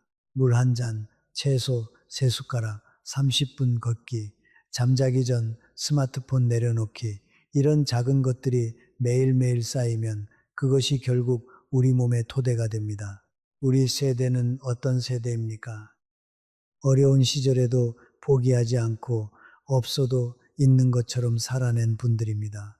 전쟁의 상처를 딛고 가난을 이겨내고 자식들 키워냈습니다. 그 강인함이 아직 우리 안에 있습니다. 이제 그 강인함을 우리 자신을 위해 쓸 차례입니다. 오늘 우리가 나눈 12가지 이야기 하나씩 더 살펴보겠습니다. 우리 세대가 특히 주의해야 할 것이 하나 있습니다. 바로 근감소증입니다. 근감소증이란 나이가 들면서 근육이 줄어드는 현상인데요.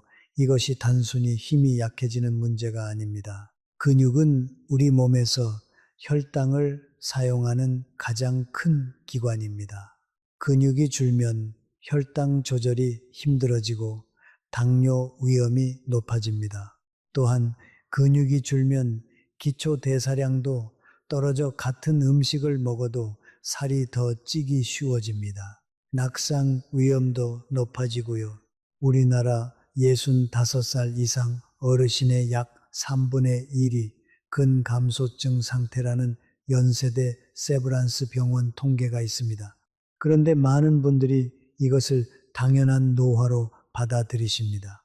천만에요. 근감소증은 예방할 수 있고 어느 정도는 회복도 됩니다. 핵심은 단백질 섭취와 운동입니다. 단백질을 충분히 드시는 것이 중요합니다. 우리 나이대에 필요한 단백질 양은 체중일 킬로그램당 약 1.2g 정도입니다. 체중이 60kg이시다면 하루에 단백질을 약 72g 정도 드셔야 합니다. 계란 2개, 두부 반모, 생선 한 토막, 이것들을 매일 드신다고 가정하면 단백질 필요량의 절반 정도는 채울 수 있습니다. 나머지는 다른 식사에서 고기나 콩류로 보충하세요. 운동에서는 걷기 같은 유산소 운동도 중요하지만 근력 운동도 필요합니다. 특별한 기구 없이 집에서 할 수 있는 근력 운동들이 있습니다. 벽에 등을 기대고 앉는 자세 유지하기, 의자에 앉아서 다리 들기, 손으로 물병 들기, 이런 동작들이 근육을 유지하고 강화하는 데 도움이 됩니다. 하루에 10분에서 20분 일주일에 서너 번 하시면 충분합니다. 이제 우리 몸의 또 다른 중요한 부분인 혈관에 대해 이야기해 볼게요.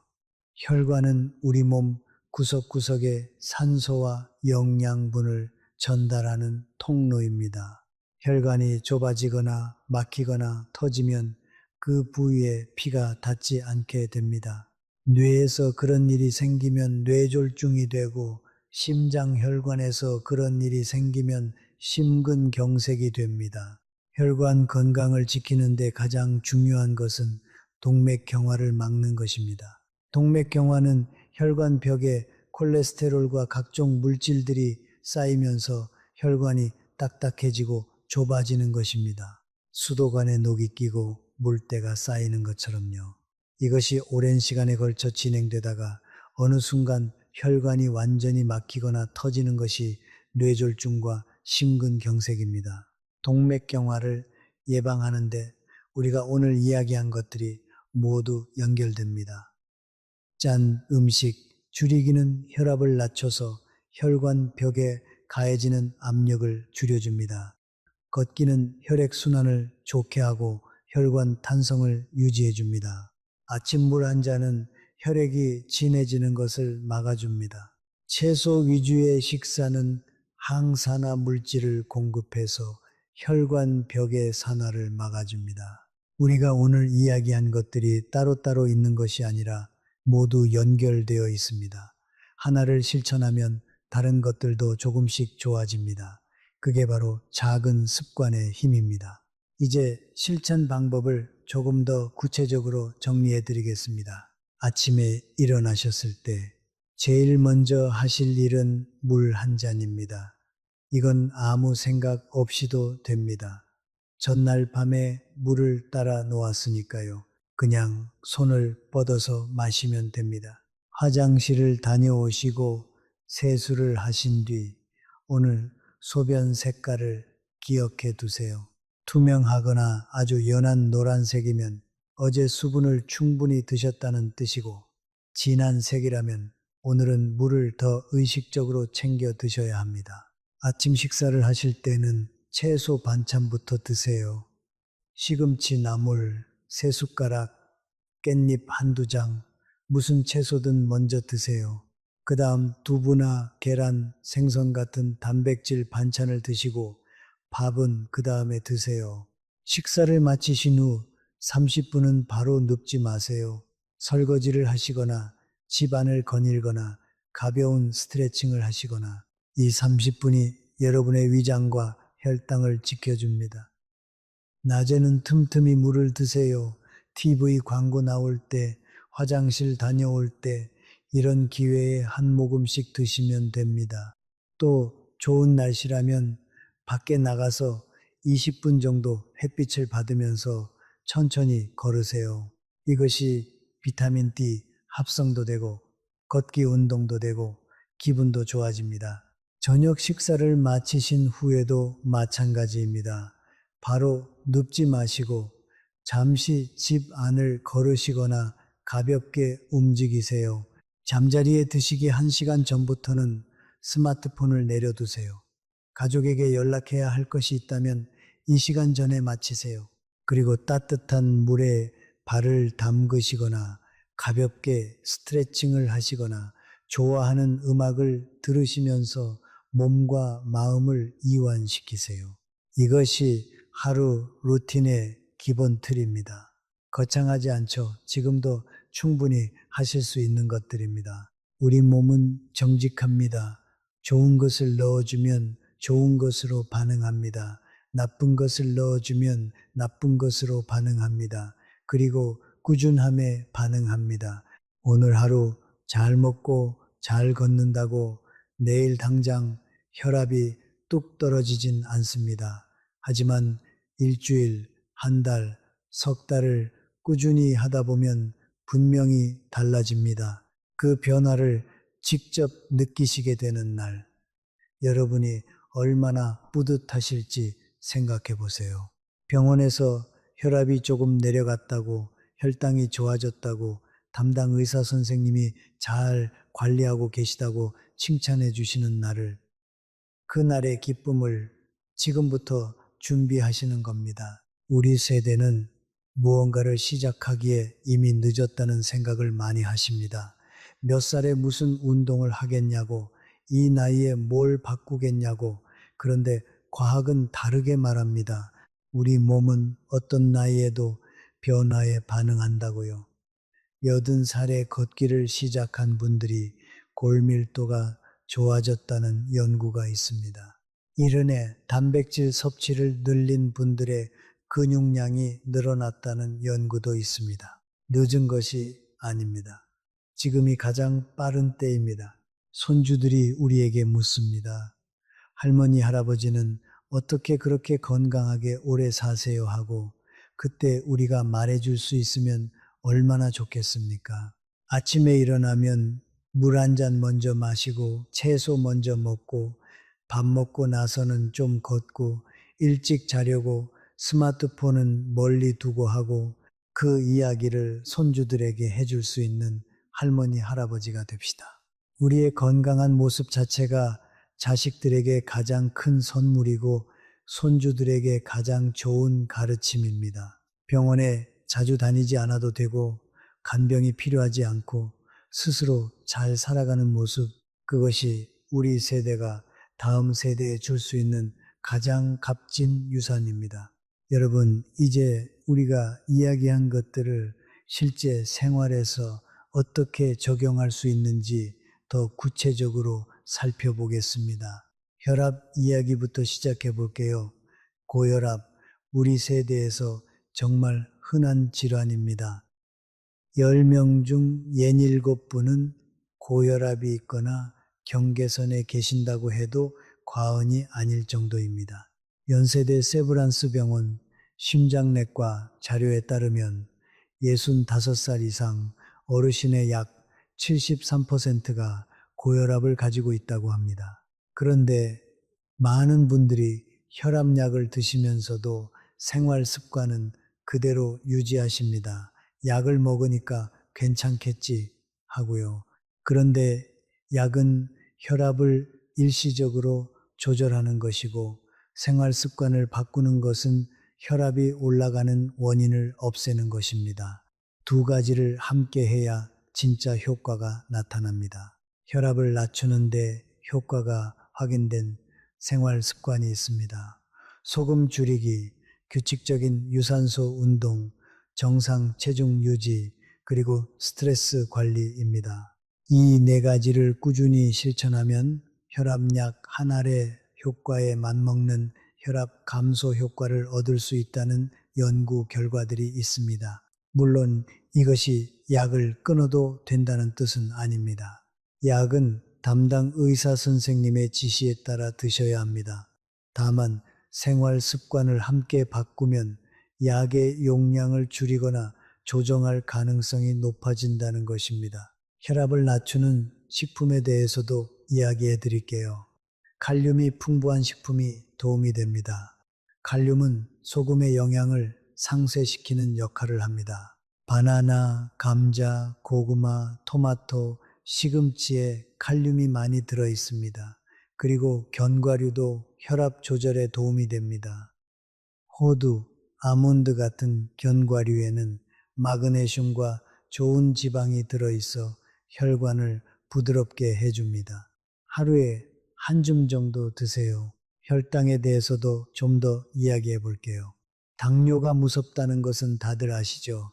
그런데 당뇨 자체가 무서운 것이 아니라 당뇨로 인한 합병증이 더 무섭습니다.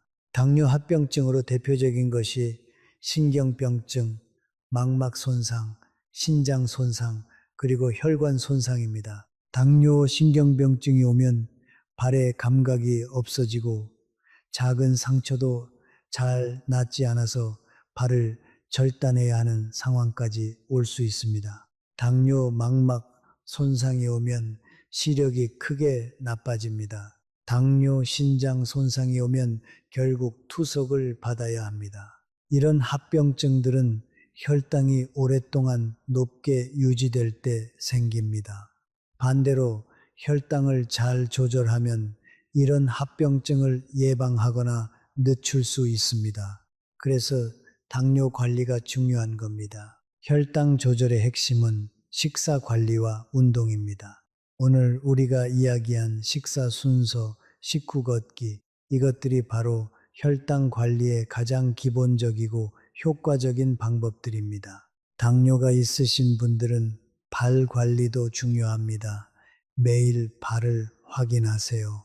작은 상처, 물집, 피부 색깔 변화가 없는지 살펴보세요. 발이 건조해지지 않도록 보습을 해주시고 발톱은 너무 짧게 자르지 마세요. 맨발로 다니지 마시고 발에 잘 맞는 편한 신발을 신으세요. 이제 우리 몸의 면역력에 대한 이야기도 해볼게요. 면역력, 이 단어를 많이 들어보셨을 겁니다. 면역력이란 우리 몸이 세균이나 바이러스, 암세포 같은 것들을 방어하는 능력입니다. 나이가 들면 면역력이 자연스럽게 떨어지는데 이것을 당연한 것으로 받아들이시는 분들이 많습니다. 하지만 생활 습관으로 면역력을 상당히 유지할 수 있습니다. 면역력을 유지하는데 가장 중요한 것이 수면입니다. 자는 동안 우리 몸에서는 면역 세포들이 만들어지고 강화됩니다. 잠을 제대로 못 자면 면역 세포 수가 줄어들고 병원균에 대한 방어력이 약해집니다.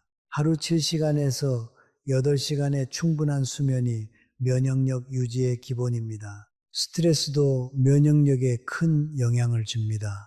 스트레스를 받으면 코르티솔이라는 호르몬이 나오는데 이 호르몬이 면역세포의 기능을 억제합니다. 그래서 스트레스를 많이 받는 시기에 감기에 잘 걸리거나 입술 주변에 물집이 생기거나 이런 경험을 해보셨을 겁니다.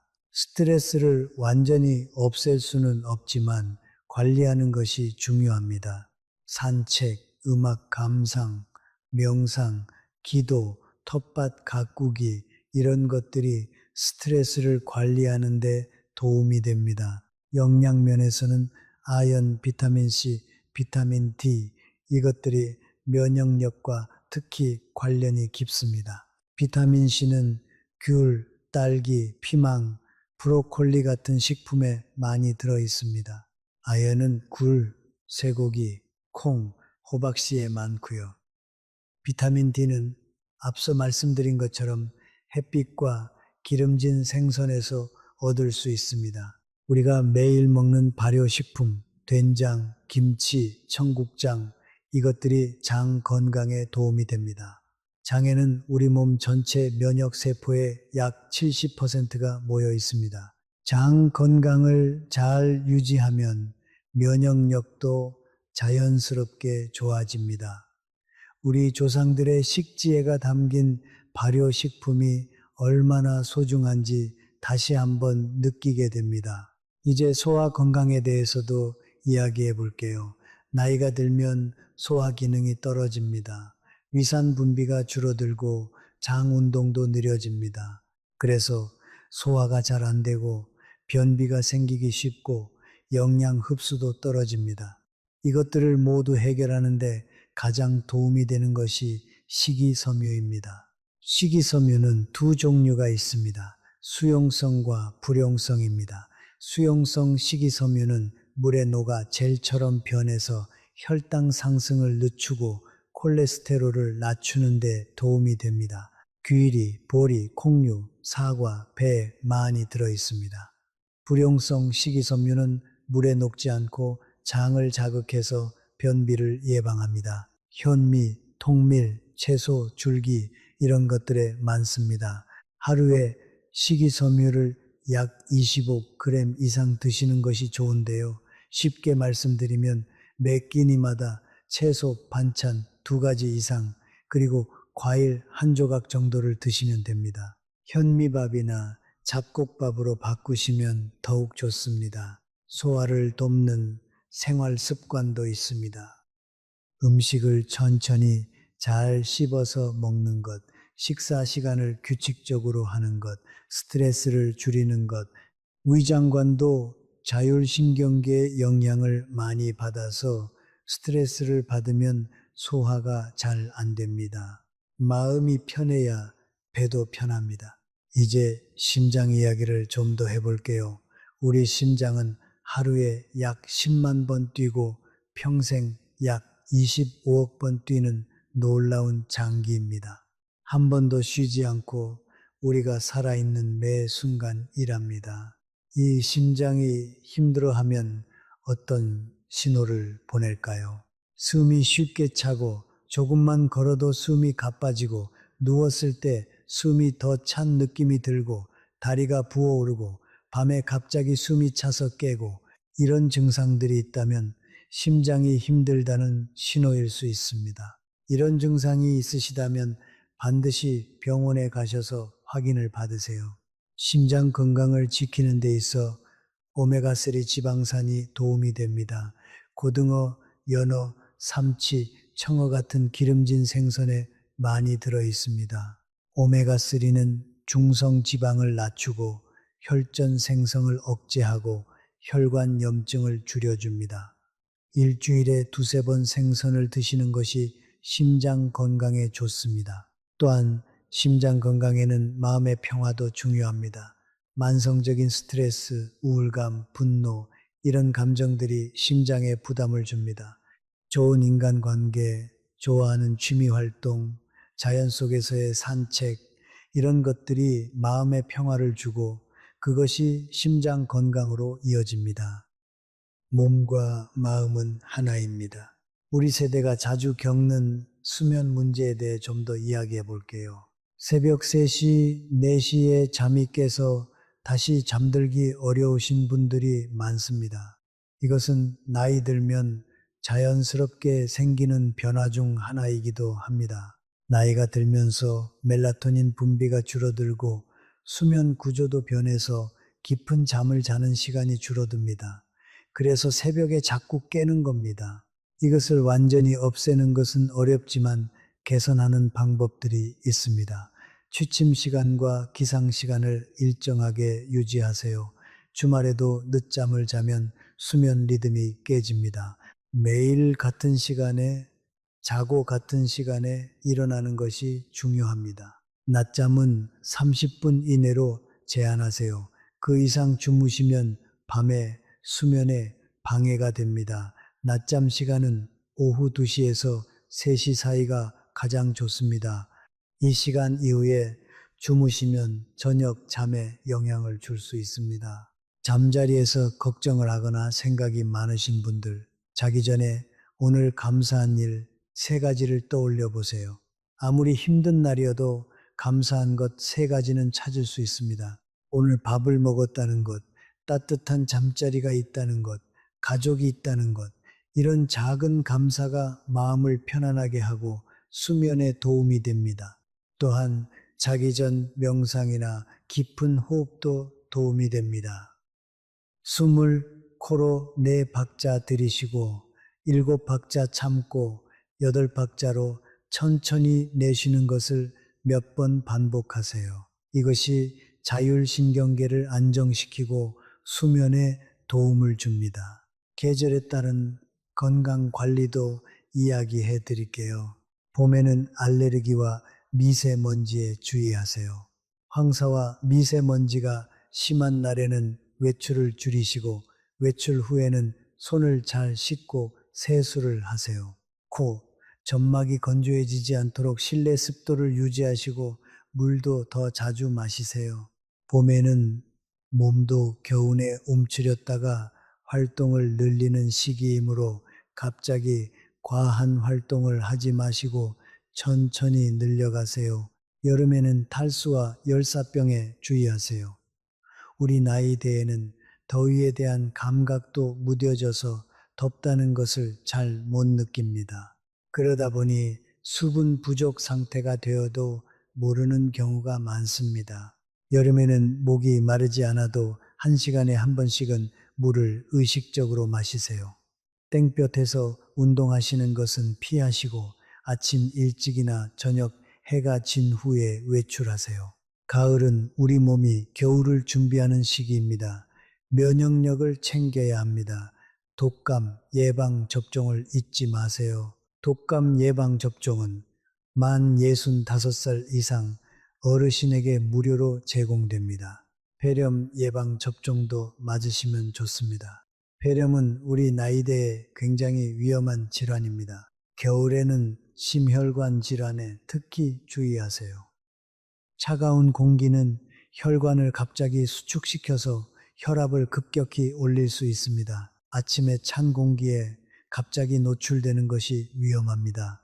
외출 전에 실내에서 충분히 몸을 따뜻하게 하시고 외출할 때는 목도리와 장갑으로 몸을 보호하세요. 특히 화장실에서의 급격한 온도 변화도 주의해야 합니다. 따뜻한 거실에서 차가운 화장실로 갑자기 가면 혈압이 급격히 변할 수 있습니다. 우리 세대가 흔히 경험하시는 관절 통증에 대해서도 이야기해 드릴게요. 무릎이 아프고 손가락 마디가 아프고 어깨가 결리고 이런 증상들이 있으신 분들이 많으실 겁니다. 관절 통증의 가장 흔한 원인은 퇴행성 관절염인데요. 연골이 닳아 없어지면서 뼈와 뼈가 부딪히는 것입니다. 관절 건강을 지키는데 가장 중요한 것은 체중 조절입니다. 무릎 관절에 가해지는 압력은 체중의 약 4배에서 5배가 됩니다. 그러니까 체중을 5kg만 줄여도 무릎 관절에 가해지는 압력이 20에서 25kg이나 줄어드는 겁니다. 적절한 체중 유지가 관절 건강에 얼마나 중요한지 이해가 되시죠? 관절에 좋은 영양소도 있습니다. 오메가3 지방산은 관절 염증을 줄여줍니다. 생선을 자주 드세요. 비타민C는 콜라겐 합성에 필요한데 콜라겐은 연골의 주요 성분입니다. 귤이나 딸기, 피망을 자주 드시면 도움이 됩니다.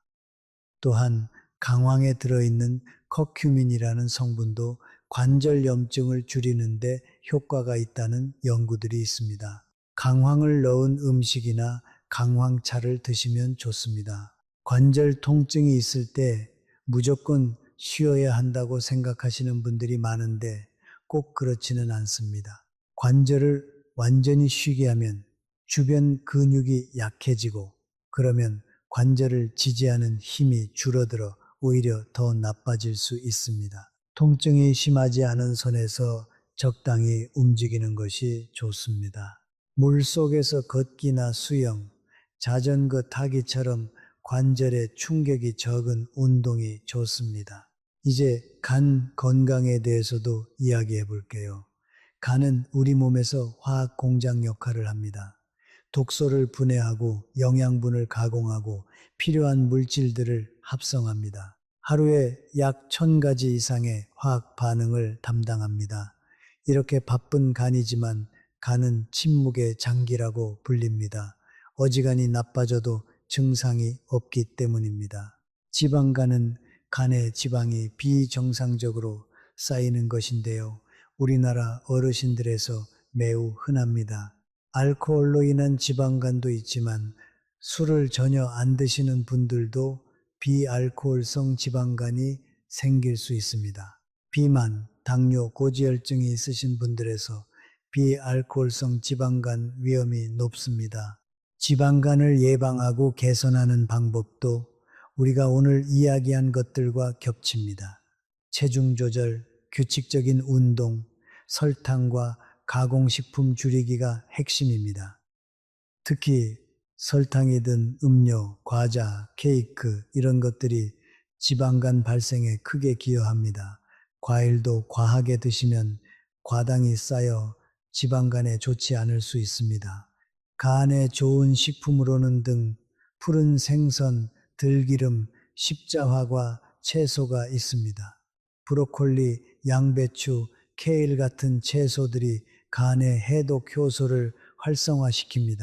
마늘도 간 건강에 좋다고 알려져 있는데 우리 식단에서 마늘을 자주 먹는 것이 실제로 간 건강에 도움이 될 수 있습니다. 콜레스테롤에 대해서도 잠깐 이야기해 볼게요.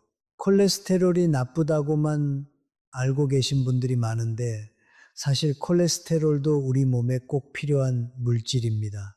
세포막을 구성하고 호르몬을 만들고 비타민 D를 합성하는 데도 필요합니다. 문제는 나쁜 콜레스테롤로 불리는 저밀도 지단백 콜레스테롤이 너무 많아지면 혈관벽에 쌓여 동맥경화를 일으킨다는 것입니다. 반면 좋은 콜레스테롤로 불리는 고밀도 지단백 콜레스테롤은 혈관벽에 쌓인 나쁜 콜레스테롤을 간으로 운반해서 제거하는 역할을 합니다. 운동을 규칙적으로 하면 이 좋은 콜레스테롤이 높아집니다. 걷기가 콜레스테롤 관리에도 도움이 되는 이유입니다. 포화지방이 많은 음식, 삼겹살, 버터, 크림 이런 것들을 많이 드시면 나쁜 콜레스테롤이 높아질 수 있습니다. 반면 견과류, 아보카도, 올리브유 같은 불포화 지방은 좋은 콜레스테롤을 높이고 나쁜 콜레스테롤을 낮추는 데 도움이 됩니다. 이제 마지막으로 정신 건강에 대해서도 이야기해 드릴게요. 우울감, 우리 세대에서 정말 많이 경험하십니다. 가까운 친구나 가족을 잃거나 건강이 나빠지거나 역할이 줄어들거나 경제적으로 어려워지거나 이런 상황들이 우울감을 불러올 수 있습니다. 우울감은 단순히 기분이 나쁜 것이 아닙니다. 우울증은 뇌의 화학적 불균형으로 생기는 질환입니다. 우울증이 있으면 면역력도 떨어지고 수면도 나빠지고 식욕도 변하고 활동도 줄어듭니다. 이것들이 다시 신체 건강에 나쁜 영향을 주는 악순환이 생깁니다. 그렇기 때문에 정신 건강도 신체 건강만큼 중요하게 관리해야 합니다. 우울감이 지속되고 일상생활이 힘들다고 느끼시면 혼자 참지 마세요. 가족에게 이야기하거나 상담 전화를 이용하거나 정신건강의학과를 방문하세요. 정신건강의학과 아직도 많은 분들이 가기를 꺼리십니다. 하지만 이제는 그런 생각을 바꿔야 할 때입니다. 마음이 아프면 마음을 치료받아야 합니다. 다리가 아프면 정형외과에 가듯이요. 우울감을 줄이는데 도움이 되는 것들이 있습니다. 규칙적인 운동, 특히 야외에서 햇빛을 받으며 걷는 것이 가장 효과적입니다. 자연스럽게 기분이 좋아지는 호르몬이 분비됩니다. 또한 좋아하는 사람과 보내는 시간, 감사하는 마음, 작은 것에서 기쁨을 찾는 것도 도움이 됩니다. 우리 세대 중에 오랫동안 혼자 참아온 분들이 많습니다. 힘들어도 말하지 않고 아파도 표현하지 않고 이제는 표현하세요. 힘들다고 말하는 것이 약한 것이 아닙니다. 오히려 강한 사람입니다. 도움을 요청하는 것, 이것이 자기 자신을 사랑하는 방법입니다. 오늘 우리가 이야기한 것들을 통해 여러분의 몸과 마음이 함께 건강해지시기를 진심으로 바랍니다. 건강이라는 것, 어느 날 갑자기 완성되는 것이 아닙니다. 매일 작은 선택들이 쌓여서 만들어지는 겁니다. 아침 물 한 잔, 채소 먼저 드시기, 밥 먹고 잠깐 걷기, 일찍 자기, 이것들이 모여서 1년 후에 건강이 됩니다. 우리 세대는 이미 충분히 강합니다. 이미 충분히 많은 것을 이겨왔습니다. 이제 그 강함으로 우리 자신의 건강을 지킬 차례입니다. 여러분이 건강하게 오래오래 손주들과 함께 하시기를, 자식들 걱정 끼치지 않고 당당하게 살아가시기를 이 영상을 만드는 우리 모두가 진심으로 응원합니다. 이 영상이 도움이 되셨다면 좋아요와 구독을 눌러주세요. 더 많은 분들께 이 건강 정보가 전달될 수 있습니다. 오늘부터 시작하실 것 하나를 댓글에 남겨주시면 서로에게 힘이 됩니다. 여러분 모두 파이팅입니다. 우리 몸의 신호를 읽는 법에 대해 이야기해 드릴게요. 우리 몸은 항상 우리에게 신호를 보내고 있습니다. 그런데 많은 분들이 그 신호를 무시하거나 나이 탓으로 돌리거나 바빠서 신경을 못 씁니다. 오늘은 절대로 그냥 넘어가서는 안 되는 몸의 신호들을 알려드리겠습니다. 첫째, 갑작스럽고 심한 두통입니다. 평소에 경험해보지 못한 강도의 두통이 갑자기 생기면 이것을 의사들은 천둥 두통이라고 부릅니다. 이것은 뇌출혈의 신호일 수 있습니다. 즉시 119에 연락하시거나 응급실로 가야 합니다. 둘째, 얼굴, 팔, 다리, 한쪽이 갑자기 마비되거나 힘이 빠지는 것입니다. 웃을 때 입이 한쪽으로 쏠리거나 한쪽 팔에 힘이 갑자기 빠지는 것은 뇌졸중의 대표적인 신호입니다. 또한 갑자기 말이 어눌해지거나 갑자기 한쪽 눈이 안 보이거나 갑자기 심한 어지럼증이 생기는 것도 뇌졸중 신호일 수 있습니다. 이런 증상이 생기면 즉시 119를 부르세요. 셋째, 가슴을 쥐어짜는 듯한 통증이나 압박감입니다. 특히 이 통증이 왼쪽 어깨나 팔, 턱으로 퍼진다면 심근경색을 의심해야 합니다. 이때 땀이 나고 메스꺼움이 동반된다면 더욱 위험한 신호입니다. 즉시 119를 부르고 안정을 취하세요. 이 세 가지 증상은 골든타임이 있습니다. 뇌졸중과 심근경색은 발생 후 몇 시간 안에 치료를 받느냐에 따라 결과가 완전히 달라집니다. 내가 좀 쉬면 낫겠지라고 기다리다가 치료 시기를 놓치는 분들이 많습니다. 이런 증상이 생기면 망설이지 말고 바로 119를 부르세요. 일상적인 몸의 신호도 이야기해 드릴게요. 소변에 거품이 많이 생기고 오래 지속된다면 신장 기능을 확인해 보세요. 소변에 단백질이 나오면 거품이 생깁니다. 다리가 자주 붓거나 발이 퉁퉁 부어 있다면 심장이나 신장 혈관 상태를 확인해 보세요. 변이 갑자기 가늘어지거나 대변에 피가 섞이거나 이유 없이 체중이 줄어드는 것도 반드시 의사 선생님께 말씀드려야 할 증상들입니다. 우리 세대는 아픈 것을 표현하지 않는데 익숙합니다. 참고 견디는 것이 미덕이라고 배워왔으니까요.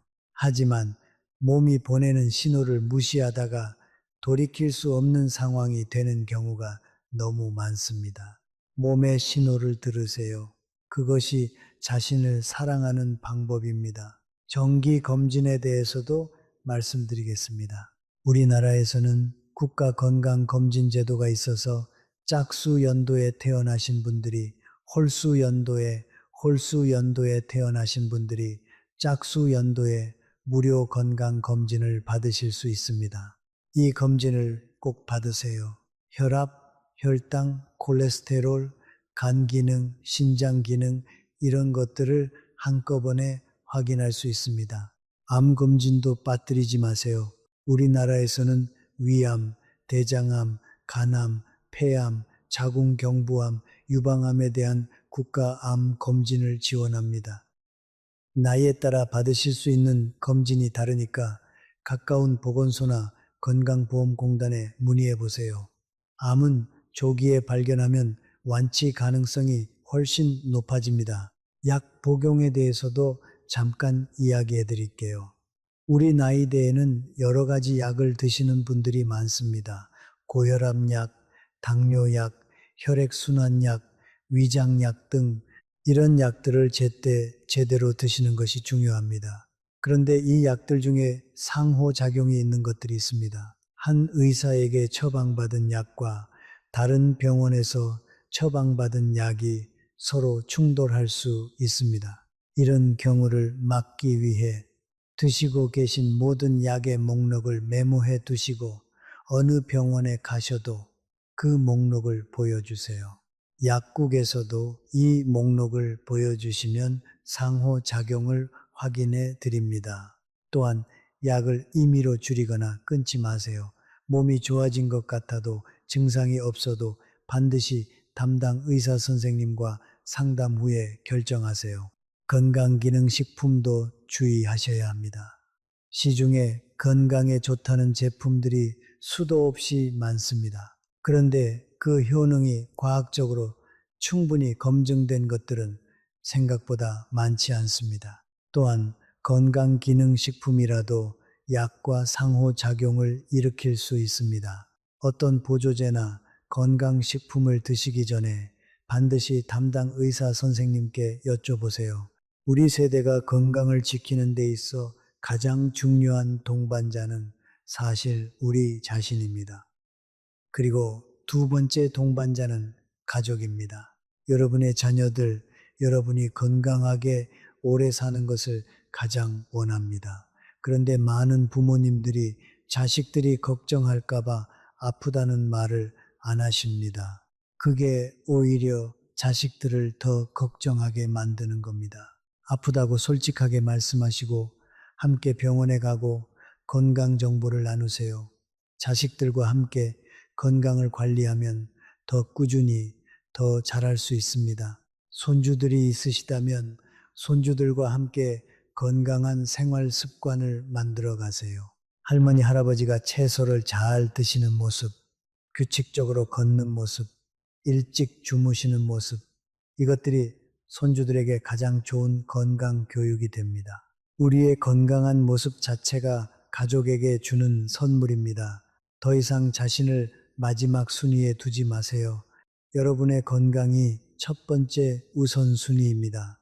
오늘 이야기 마음에 담아두셨다가 오늘부터 하나씩 실천해 보세요. 한 달 후, 석 달 후, 여러분이 느끼는 변화가 이 영상의 어떤 말보다 더 강력한 증거가 될 것입니다. 우리 모두 함께 건강해집시다. 함께라서 더 힘이 납니다. 여러분 모두 파이팅입니다. 우리가 매일 미루는 것들에 대해 이야기를 하다 보면 한 가지 아주 중요한 부분을 빠뜨리게 됩니다. 바로 우리 마음의 건강입니다. 몸의 건강과 마음의 건강은 따로 떼어 생각할 수 없습니다. 몸이 아프면 마음도 힘들어지고 마음이 힘들면 몸도 아파집니다. 오늘 이 이야기를 마지막으로 드리고 싶습니다. 우리 세대가 살아온 시간을 생각해 보면 참으로 놀랍고 또 가슴이 뭉클합니다. 보릿고개를 넘고 전쟁의 상처를 안고 아무것도 없는 땅에서 오늘의 대한민국을 일구신 분들입니다. 그 세대의 노력이 없었다면 지금 우리 자식들이 이 풍요를 누릴 수 없었을 겁니다. 그런데 그 과정에서 우리는 너무 오래, 너무 많이 내 마음을 뒤로 밀어왔습니다. 슬퍼도 울지 않았고, 힘들어도 내색하지 않았고, 지쳐도 쉬지 못했습니다. 그것이 가족을 위한 사랑이었으니까요. 그런데 그 긴 세월 동안 눌러온 감정들이 어디로 갔을까요? 없어지지 않습니다. 우리 몸 어딘가에 남아 있습니다. 연세대 세브란스 병원 정신건강의학과 연구 자료에 따르면 65살 이상 어르신 중 우울증을 경험하는 분이 약 3명 중 1명 꼴이라고 합니다. 그런데 그 중에서 실제로 치료를 받으시는 분은 채 10명 중 1명도 안 됩니다. 나머지 분들은 그냥 버티거나 나이 들면 다 그런 거라고 치부하거나 자식들이 걱정할까봐 혼자 속으로 사귀고 계십니다. 우울증은 의지의 문제가 아닙니다. 뇌에서 세로토닌이라는 물질의 균형이 무너지는 것입니다. 의지로 해결하려고 하면 안 됩니다. 마치 고혈압을 의지로 낮추려는 것처럼 불가능한 일입니다. 도움을 받아야 합니다. 우리 세대에게 우울증의 신호는 조금 다르게 나타나는 경우가 많습니다. 젊은 사람들처럼 슬프다, 눈물이 난다는 표현보다는 몸이 자꾸 아프고 이유 없이 피곤하고 매사에 흥미가 없고 밥맛이 없고 잠이 잘 안 오는 형태로 나타납니다. 이런 증상들이 2주 이상 지속된다면 신체적인 원인 외에 마음의 건강도 함께 살펴보셔야 합니다. 부끄러운 일이 아닙니다. 마음이 힘들다고 말하는 것이 약한 것이 아닙니다. 오히려 자신의 상태를 정직하게 인정하고 도움을 구하는 것이 진짜 용기입니다. 자녀에게 솔직하게 말씀하시거나 가까운 정신건강복지센터에 연락해 보세요. 전국 어디서나 정신건강 위기상담 전화를 통해 도움을 받으실 수 있습니다.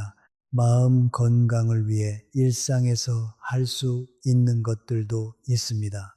첫째, 햇빛을 받으세요. 햇빛은 뇌에서 세로토닌 분비를 높여줍니다. 아침에 창문을 열어 햇빛을 받으며 식사를 하거나 잠깐이라도 마당이나 베란다에 나가 햇살을 느끼세요. 둘째, 감사한 것을 하나씩 찾으세요.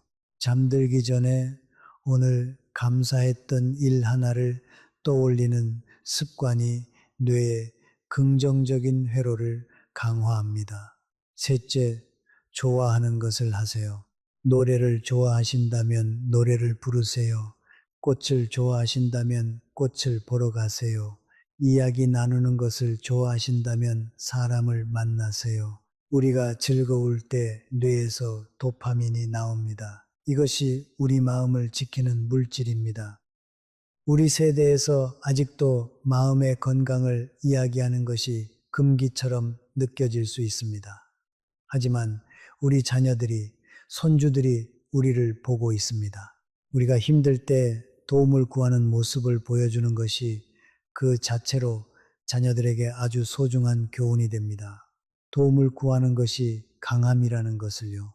우리가 오늘 12가지 이야기를 나눴는데 이 모든 것의 뿌리에는 하나의 공통점이 있습니다. 미루지 않는 것입니다. 아침 물 한 잔도, 채소 먼저 드시는 것도, 치실 사용하는 것도, 사람과 대화하는 것도, 마음이 힘들 때 도움을 구하는 것도 전부 알면서도 미루던 것들입니다. 우리 몸은 거짓말을 하지 않습니다. 매일 조금씩 쌓인 미움이 어느 날 갑자기 병으로 나타납니다. 반대로 매일 조금씩 쌓인 작은 실천이 어느 날 건강으로 나타납니다. 무엇이 쌓이는지는 우리가 결정합니다. 여러분이 오늘 이 영상을 보고 계신다는 것, 그것 자체가 이미 시작입니다. 건강에 관심을 두고 자신을 돌보려는 마음이 있다는 것입니다. 그 마음을 행동으로 연결하는 것, 그것이 다음 단계입니다. 어떤 분들은 이런 말씀을 하십니다. 이제 나이가 몇인데 뭘 받고 너무 늦었어. 그렇지 않습니다. 절대로 그렇지 않습니다. 연세대 세브란스 병원 어르신 의학 전문가들의 연구에서도 70이 넘어서 건강 습관을 바꾼 분들도 혈압이 떨어지고 혈당이 안정되고 체력이 향상되었다는 것이 확인되었습니다. 우리 몸은 언제 시작하든 반응합니다. 오늘이 여러분의 몸을 위한 첫날이 될 수 있습니다. 어제가 아니라 오늘, 나중이 아니라 지금, 우리에게 주어진 시간은 소중합니다. 그 시간을 가장 건강하게, 가장 행복하게 쓰는 것이 우리의 권리이자 책임입니다. 함께 시작합시다. 우리 모두 함께라면 할 수 있습니다. 우리가 미루는 것들 중에서 많은 분들이 특히 어렵게 느끼시는 것이 있습니다. 바로 병원 가는 것입니다. 몸이 좀 안 좋아도 다음에 좀 더 심해지면 가야지, 이러다 낫겠지. 지금은 바빠서 하시며 미루시는 분들이 정말 많습니다. 그런데 우리 나이에 병원을 미루는 것은 정말 위험한 습관입니다. 대부분의 심각한 질환들은 초기에 증상이 거의 없습니다. 혈압이 높아도 두통 정도, 혈당이 높아도 좀 피곤한 정도, 콜레스테롤이 높아도 전혀 느끼지 못하는 경우가 대부분입니다. 증상이 느껴질 때는 이미 많이 진행된 경우가 많습니다. 그래서 정기 검진이 중요한 겁니다. 증상이 없어도 괜찮은 것 같아도 1년에 한 번은 반드시 건강검진을 받으세요. 혈압계를 집에 하나 두시는 것도 좋습니다. 요즘 팔뚝에 감는 자동 혈압계가 많이 보급되어 있고 가격도 많이 낮아졌습니다. 아침에 일어나서 물 한 잔 마신 후 10분쯤 조용히 앉아 계셨다가 혈압을 재보세요. 이것을 일주일에 서너 번씩만 해도 내 혈압이 어떤 상태인지 파악할 수 있습니다. 기록을 해두시면 병원에 가셨을 때 의사 선생님께 보여드릴 수 있어서 더욱 정확한 진료를 받으실 수 있습니다. 혈당도 마찬가지입니다. 당뇨나 당뇨 전 단계 진단을 받으신 분들은 가정용 혈당 측정기를 사용해 주기적으로 혈당을 확인하시는 것이 좋습니다. 공복 혈당과 식후 2시간 혈당을 함께 기록하시면 어떤 음식을 먹었을 때 혈당이 많이 오르는지 직접 확인하실 수 있습니다. 이 정보가 여러분의 식습관을 바꾸는 가장 강력한 동기가 됩니다. 자신의 몸 수치를 아는 것. 이것이 건강 관리의 시작입니다. 혈압이 얼마인지, 혈당이 얼마인지, 콜레스테롤이 얼마인지 이 숫자들을 아는 것이 관리의 첫걸음입니다. 모르면 관리할 수가 없습니다. 걷기를 이야기할 때 한 가지 더 말씀드리고 싶은 것이 있습니다. 걷기가 몸에 좋다는 것은 다들 아시는데 어디서 걷느냐도 중요합니다. 가능하다면 자연 속에서 걸으세요. 공원이나 산책로, 나무가 있는 길, 연세대 세브란스 병원 예방의학과 연구에서도 자연 환경에서의 걷기가 실내나 도심의 걷기에 비해 스트레스 호르몬인 코르티솔을 더 많이 낮추는 것으로 나타났습니다. 나무와 풀을 보고 새소리를 들으며 걷는 것이 우리 마음에도 몸에도 더 큰 힘이 됩니다. 걸으면서 음악을 들으시는 분들도 계십니다. 좋아하는 노래를 들으며 걷는 것은 운동을 더 즐겁게 만들어줍니다. 하지만 귀를 완전히 막는 이어폰보다는 주변 소리가 들리는 정도로만 사용하시거나 한쪽 귀만 사용하세요. 걷다가 자동차나 자전거 소리를 못 들으면 위험할 수 있습니다. 안전이 먼저입니다. 수면에 대해 좀 더 이야기를 드리고 싶습니다. 많은 어르신들이 잠이 없다고 하십니다. 새벽에 일찍 눈이 떠진다고요. 이것이 나이가 들면서 자연스럽게 나타나는 현상이기도 합니다. 수면 구조 자체가 바뀌어서 깊은 잠을 자는 시간이 줄어들고 가벼운 잠을 자는 시간이 늘어납니다. 그래서 같은 시간을 자도 피로가 덜 풀리는 느낌이 드실 수 있습니다. 이것을 보완하기 위해 잠자는 환경을 최대한 좋게 만들어 주세요. 침실 온도는 조금 서늘한 편이 잠들기 좋습니다. 섭씨 18도에서 22도 사이가 적당합니다. 어둡게 하는 것도 중요합니다. 빛이 들어오면 수면 호르몬 분비가 억제됩니다. 귀마개나 눈 가리개도 도움이 되는 분들이 있습니다. 낮에 졸리신다면 낮잠을 너무 길게 주무시지 마세요. 20분에서 30분 정도의 짧은 낮잠은 오후 피로를 회복하는데 도움이 됩니다만 1시간 이상의 낮잠은 밤 수면을 방해합니다. 그리고 가능하면 오후 2시 이전에 낮잠을 마치세요. 늦은 오후의 낮잠은 밤에 잠들기 어렵게 만듭니다. 우리 몸의 회복력에 대해 한 번 더 강조하고 싶습니다. 우리 몸은 놀랍도록 회복력이 뛰어납니다. 담배를 수십 년 피우다 끊으면 끊은 지 1년 후에는 심장병 위험이 비흡연자의 절반 수준으로 떨어집니다. 5년이 지나면 심장병 위험이 거의 비흡연자 수준에 가까워집니다. 늦었다고 포기하지 마세요. 음식을 갑자기 바꾸기 어려우신 분들은 딱 한 가지만 줄여보세요. 국물을 절반만 드시거나 밥을 한 숟가락만 적게 드시거나 저녁 야식만 끊거나 하나씩 바꾸다 보면 어느새 여러 가지가 바뀌어 있습니다. 거창한 식단 변화보다 작은 것 하나를 꾸준히 하는 것이 훨씬 더 오래 지속됩니다. 근력에 대해서도 말씀을 드려야겠습니다. 나이가 들면 근육이 자연스럽게 줄어듭니다. 이것을 근감소증이라고 합니다. 근육이 줄면 기초 대사량이 떨어지고 같은 것을 먹어도 살이 더 찌게 됩니다. 그리고 넘어질 위험이 높아지고 일어서거나 앉는 동작이 힘들어집니다. 근육을 유지하기 위해서는 단백질 섭취가 중요합니다. 고기, 생선, 달걀, 콩, 두부 이런 단백질 식품을 매 끼니마다 포함시키세요. 우리 나이에서는 젊었을 때보다 단백질 흡수 효율이 떨어지기 때문에 오히려 더 많이 드셔야 합니다. 한 끼에 손바닥 크기 정도의 단백질 식품을 드시는 것이 좋습니다. 근력 운동도 중요합니다만 무거운 것을 들거나 격렬하게 할 필요는 없습니다. 의자에 앉아 다리를 앞으로 쭉 펴서 열을 셀 동안 유지하기, 벽에 등을 기대고 살짝 무릎을 구부린 채 셋을 세기, 발 뒤꿈치 들기 이런 간단한 동작들도 근력 유지에 충분히 도움이 됩니다. 하루에 5분에서 10분만 투자하면 됩니다. 우리가 건강 습관을 유지하는 데 있어서 가장 큰 적은 무엇일까요? 바로 완벽주의입니다. 오늘 채소를 먼저 먹겠다고 다짐했는데 실수로 밥부터 먹었다. 그래서 오늘은 망쳤다. 내일부터 다시 하자. 이런 생각이 습관을 망칩니다. 실수해도 괜찮습니다.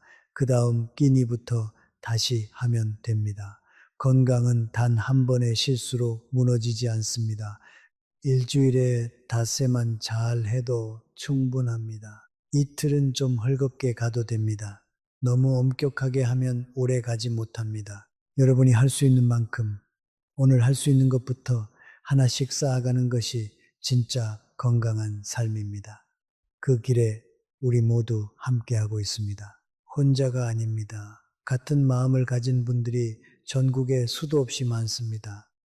우리가 오늘 나눈 이야기들을 다시 한번 마음속에 새겨드리겠습니다. 아침 물 한 잔, 식후 바로 눕지 않기, 채소 먼저 드시기, 잠자리에서 스마트폰 멀리 두기, 소금 줄이기, 매일 걷기, 복부 비만 확인하기, 햇빛 쬐며 비타민 D 만들기, 눈 쉬어주기, 수분 충분히 마시기, 치아 관리하기, 그리고 사람과 대화하기.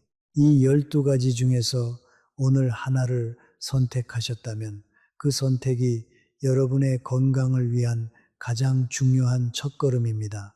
내일은 그 하나를 지키시면서 하나를 더 추가해 보세요. 서두르지 않아도 됩니다. 우리의 건강은 달리기가 아니라 걷기입니다. 천천히 꾸준히 가는 것이 가장 빠른 길입니다. 우리 세대는 이미 충분히 강한 분들입니다. 그 강함으로 이제는 자기 자신을 돌보는데 써주세요. 여러분이 건강해야 가족이 행복합니다. 여러분이 오래 건강해야 소중한 사람들 곁에 오래 있을 수 있습니다. 그것이 우리 모두의 바람입니다. 오늘 이 영상과 함께 해주셔서 진심으로 감사드립니다. 우리 모두 오늘부터 지금 이 순간부터 조금 더 나를 위해 살겠습니다. 함께라서 더 잘할 수 있습니다. 우리 모두 건강하게 행복하게 오래오래 함께 합시다. 여러분의 하루하루가 건강으로 채워지기를 진심으로 바랍니다. 오늘 하루도 우리 모두 수고 많으셨습니다. 우리 함께라면 건강한 내일을 만들 수 있습니다. 오늘 말씀드린 내용을 정리해 드리겠습니다. 첫째, 아침 눈 뜨는 순간 미지근한 물 한 잔. 둘째, 밥 먹고 최소 30분은 앉아서 쉬거나 가볍게 걷기. 셋째, 채소 먼저, 단백질 다음, 밥은 나중에. 넷째, 잠자리에서 스마트폰은 2걸음 밖에. 다섯째, 국물 줄이고 건더기 위주로. 여섯째, 하루 30분 걷기. 일곱째, 허리둘레로 복부 비만 확인하고 관리하기. 여덟째, 하루 20분 햇빛 쬐어 비타민 D 만들기. 아홉째, 하루 한 번 먼 곳 바라보기로 눈 쉬어주기. 열째, 소변색으로 수분 상태 확인하고 물 규칙적으로 마시기. 11째, 식후 이 닦기와 치실 사용하기. 12째, 매일 한 번이라도 사람과 대화하기. 이 12가지 전부 거창한 것 없습니다. 전부 지금 바로 오늘부터 할 수 있는 것들입니다. 전부 돈이 많이 드는 것도 없습니다. 전부 특별한 장비가 필요한 것도 없습니다. 우리 몸은 우리가 생각하는 것보다 훨씬 더 회복력이 뛰어납니다. 오늘 시작하면 일주일 안에 몸이 반응하기 시작합니다. 한 달이 지나면 숫자로 확인되기 시작합니다. 우리가 할 수 있습니다. 함께라면 반드시 할 수 있습니다. 우리 세대가 건강하면 가족이 행복합니다. 우리 세대가 스스로를 잘 돌보면 그것이 자식들에게 가장 효도를 받는 일입니다. 더 이상 자신을 뒤로 미루지 마세요. 여러분의 건강은 여러분이 지키셔야 합니다. 그 누구도 대신해 줄 수 없습니다. 오늘 이 영상이 도움이 되셨다면 좋아요와 구독 부탁드립니다. 이런 건강 정보를 더 많은 어르신들께 전달할 수 있도록 주변 분들과도 나눠주시면 감사하겠습니다. 댓글로 오늘부터 시작하실 것을 하나만 남겨주시면 서로에게 큰 힘이 됩니다. 우리 모두 파이팅입니다.